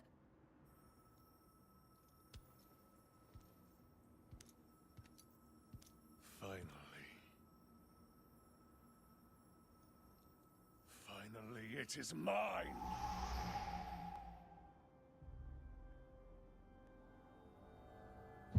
Like, he sounds younger than what he looks.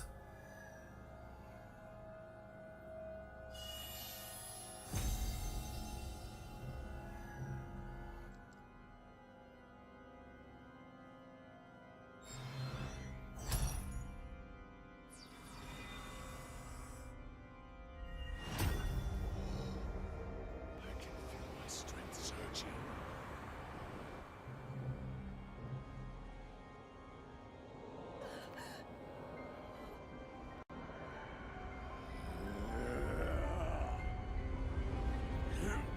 Yeah.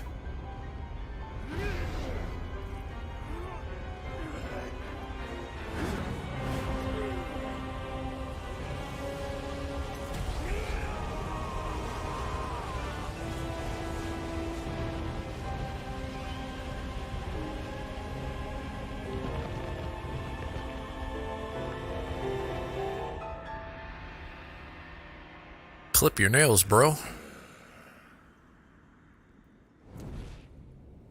Yeah. 20-year-olds in the Middle Ages would look like that. Yeah, but would they sound with the... I would imagine they'd have like a deeper tone in their voice, right?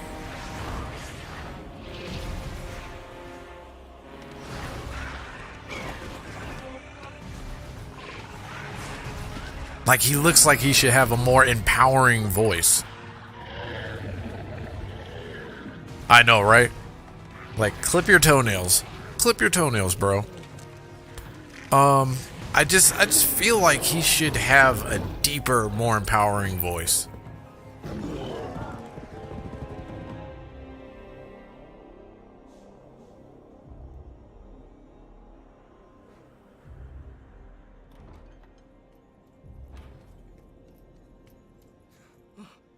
Sonia!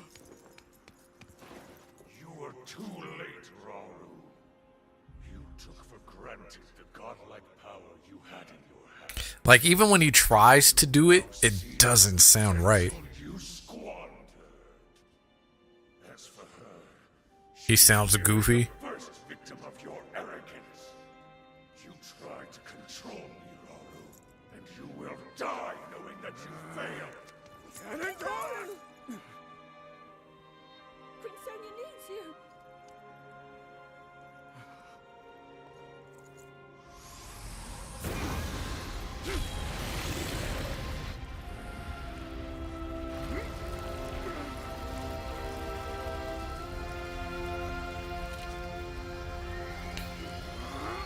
Like he's trying to be Kratos. Which Kratos, though?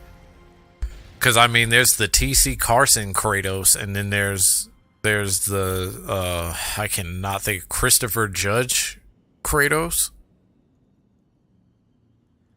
The dialogue is totally different in English. It feels weaker. That's what I'm saying. Like, it doesn't feel like Ganondorf. Like how Ganon should sound, anything.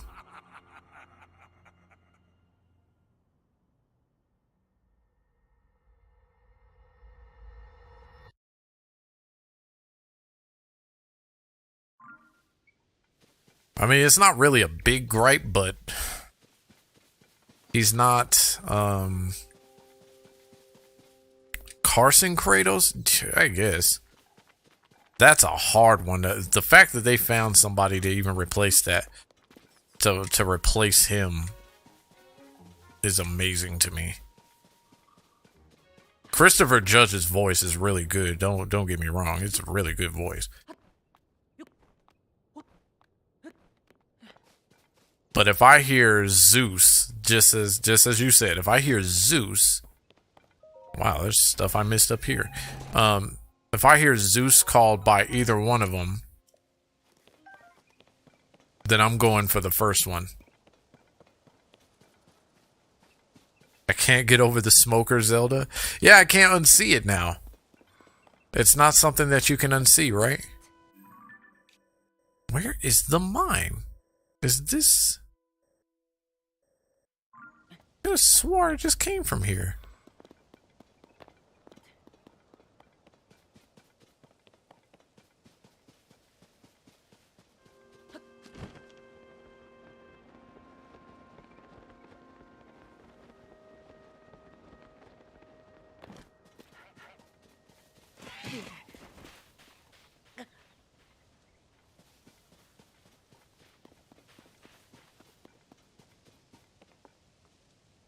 Oh, I thought that was a boss for a second. I think it might be up here, but I'm not sure.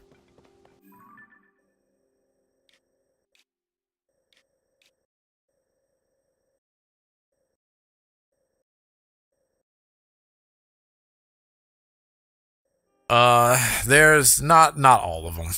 There are certain few that do. And certain that don't. It just depends on where you go. It also depends on lifestyle. It depends on a lot of things.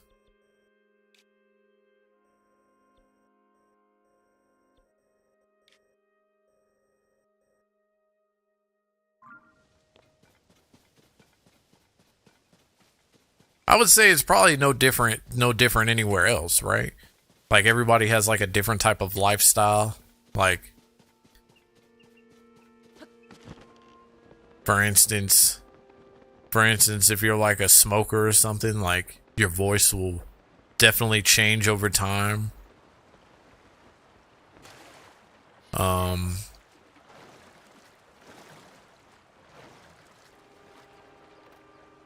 Yes. Pretty much.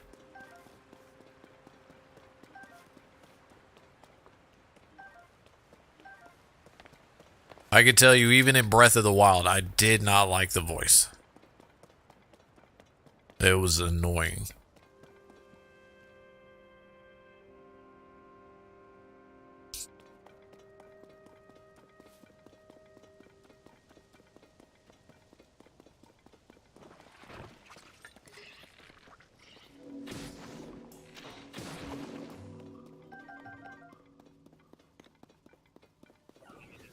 Yeah, it's just it was a really bad choice in voice. And it's the same voice actress from the first one, so it's I didn't expect anything different. When I was coming into this game, I was more so wondering how Ganondorf would sound, and that was a little underwhelming to me. I mean, kudos to whoever did the voice, but nah. I think the next time they should it should be like a more empowering.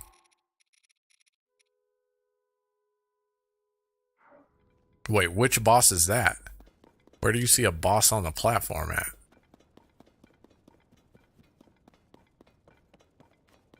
Are you talking about, oh, that one?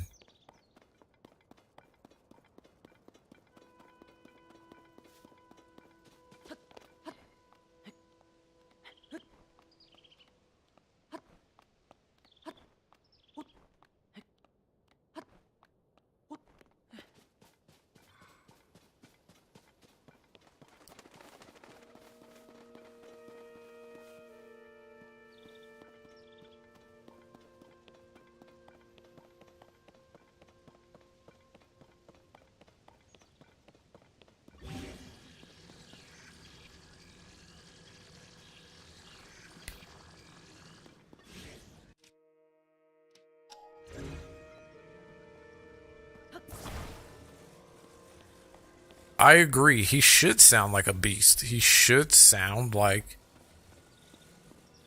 he's human, but a monstrosity at the same time. That's what he should sound like. Because without talking, like, they've always made him sound like some kind of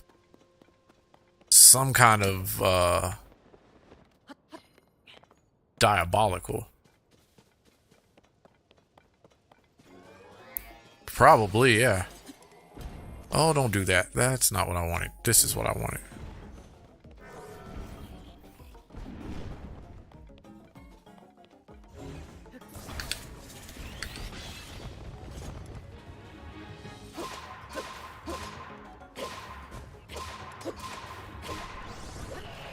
Well, that was fast. Or demonically possessed, which is how they normally make him sound too. Like, they make him sound like he's demonically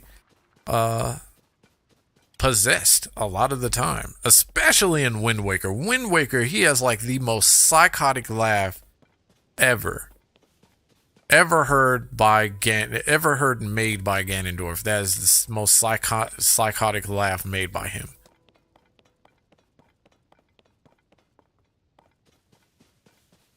In fact, let me see if I can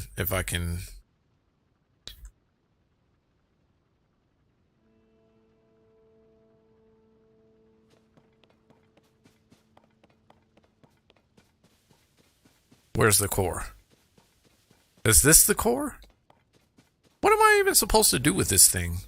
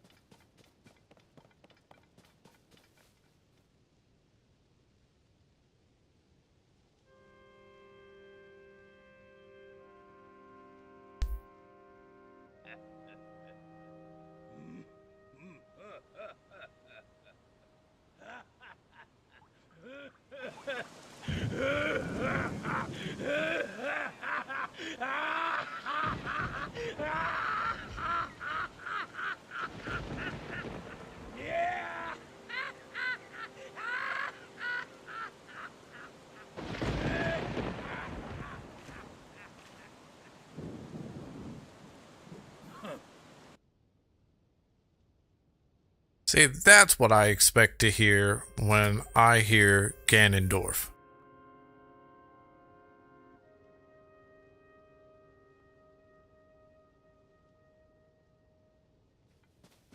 That's a broken Ganondorf who could not raise Hyrule from underneath.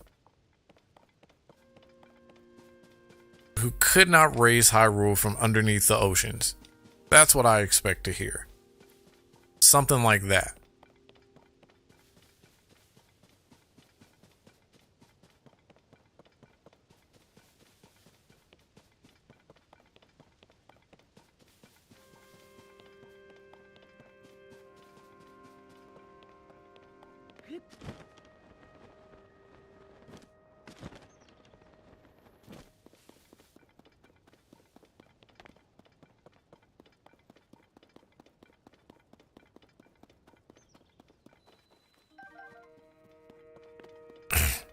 Do the temple quest. Wait, so that's what I need to find. I need to find out where it is first. I don't know where it's at.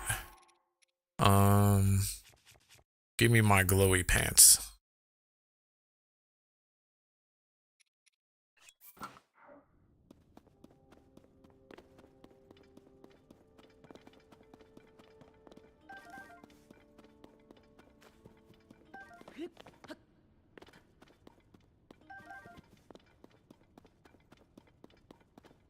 Wait, I thought it was important. Because you can't do it until after you beat all the other temples, right?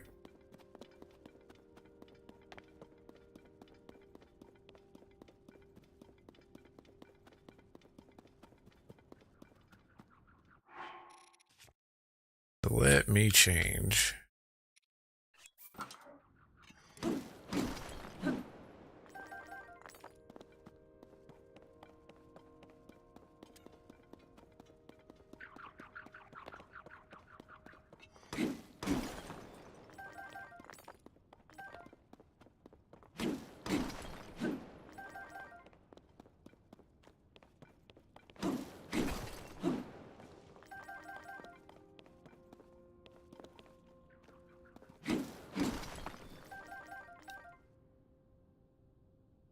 It gives you a paraglider skin? I thought you got like another sage too, right?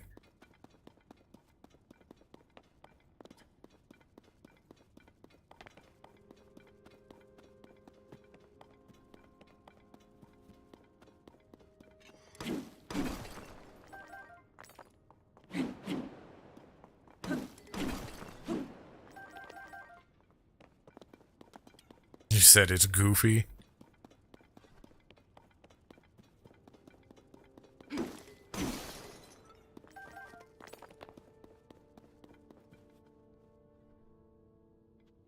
Oh, that's not the temple quest?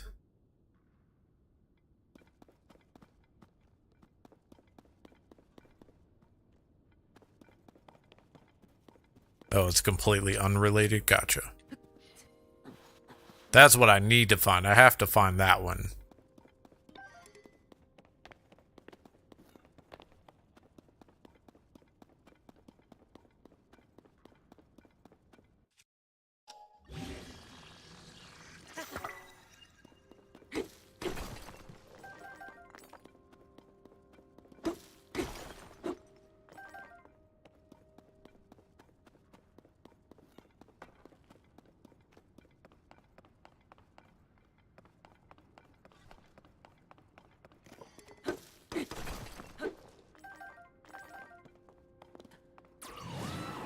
Oh, what just happened?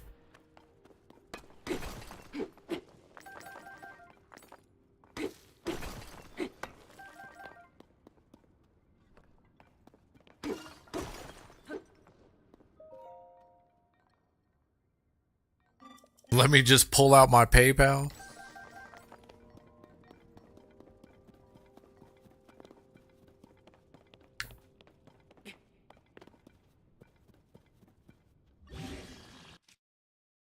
Who fuses a minecart?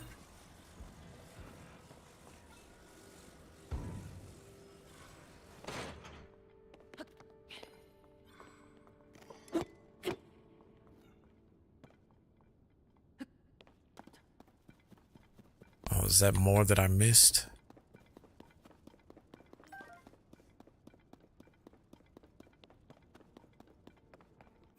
Wait, let me see something. How many...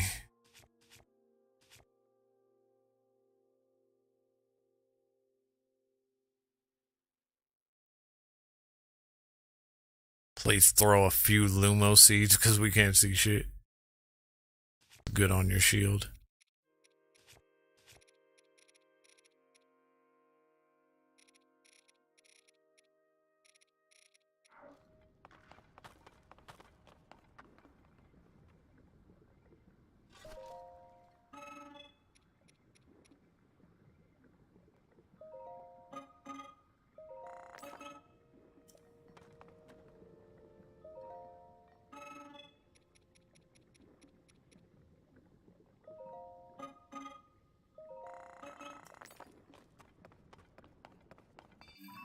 Alright, let's go back to that.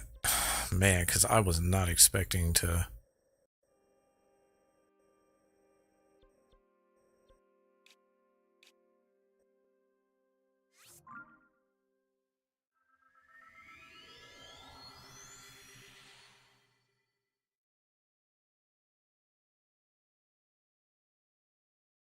You can?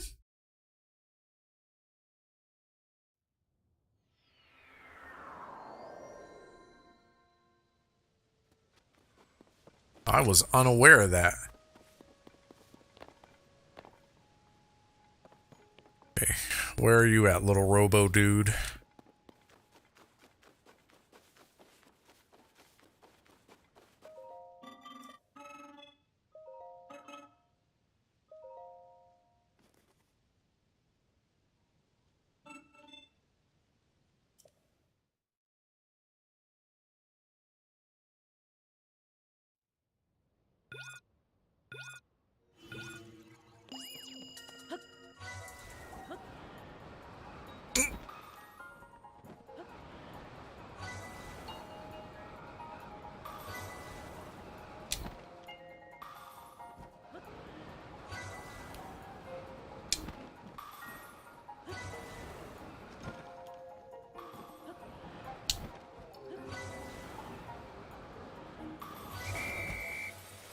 Alright, there we go.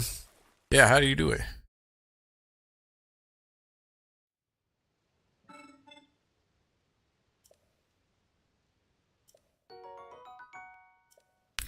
Glide tights.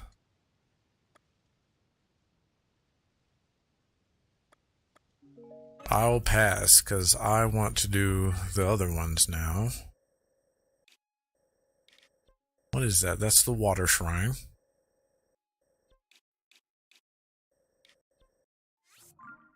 Restart the game. So like I already did.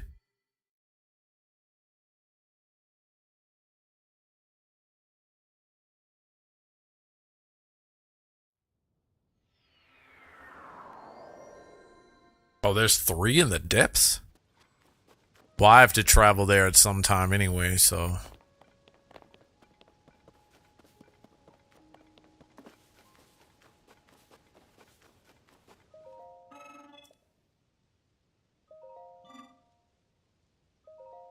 Okay, here's a Zonai charge.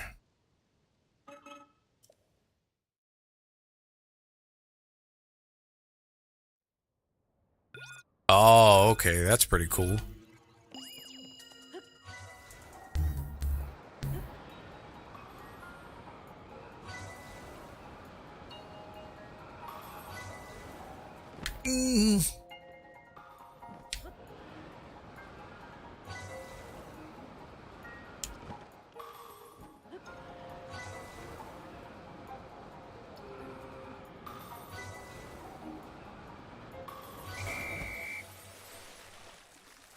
One under Hebra.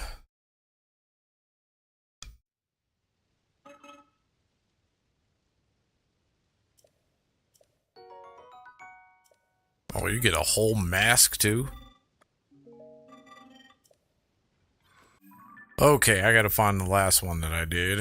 There was another one I did somewhere, and I don't remember where it was.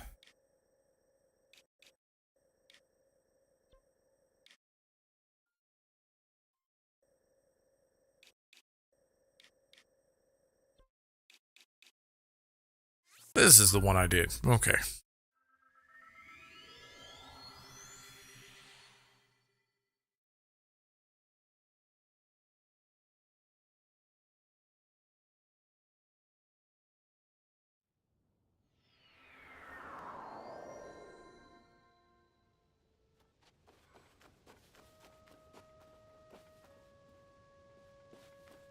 Oh, of course, I mean...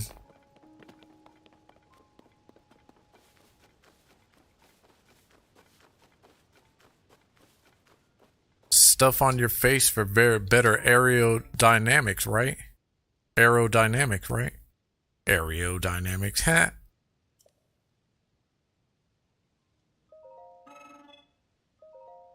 Alright, take his own eye charge.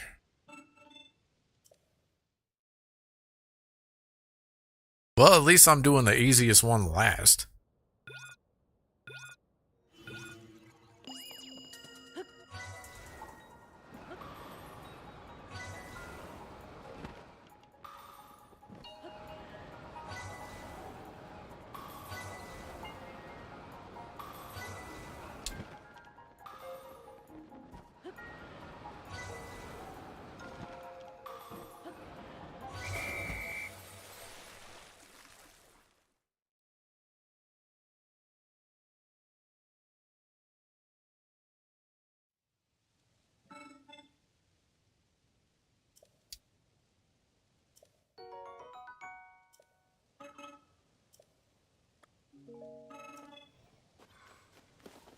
I'm gonna assume that you don't get anything better by doing,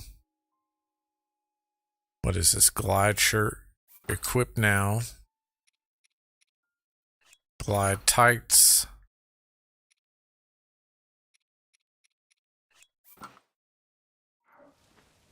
I am now, oh wow.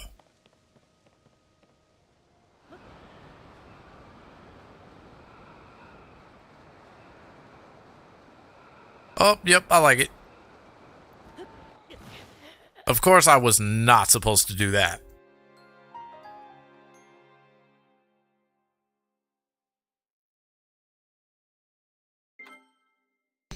Well, I still have to explore under there anyway, so yeah, I'm gonna hit under there sometime.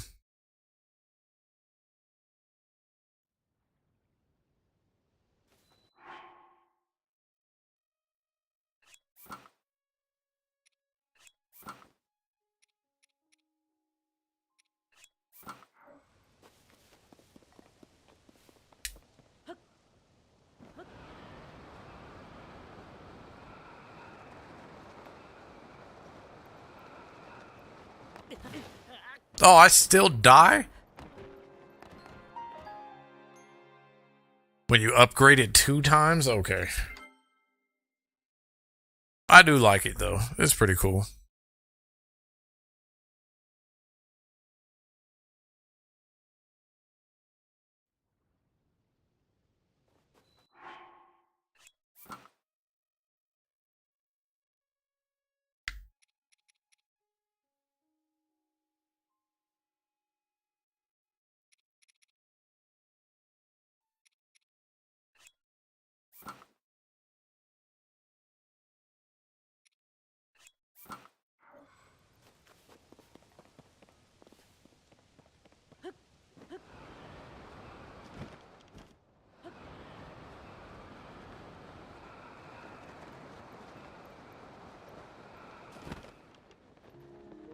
Yep, I like this.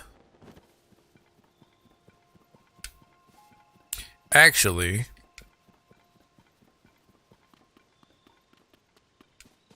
I'm gonna get off for a second. Fairy quests are a part of stable quests. They permit the upgrading of your weapon. Oh, nice. Yeah. They talk about, one of them that I saw talked about the horn blowing. She wasn't gonna appear until the horn blew.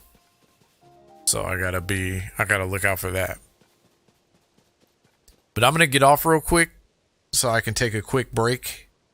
And then I'm getting back on to do streaming with Souls to finish or try to finish Dark Souls 3. And then I will probably be back on this tomorrow. Let's save first. Save. Always save. Always save.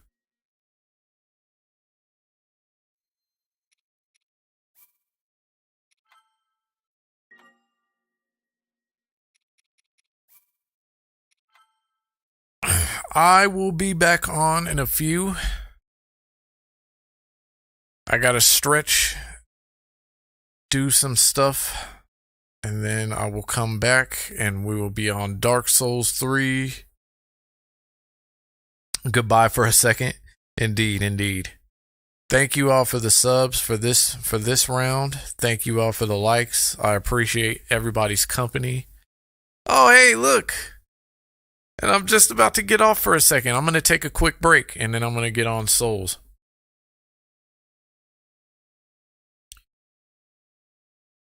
So I will be back on. I'll be back on in a few.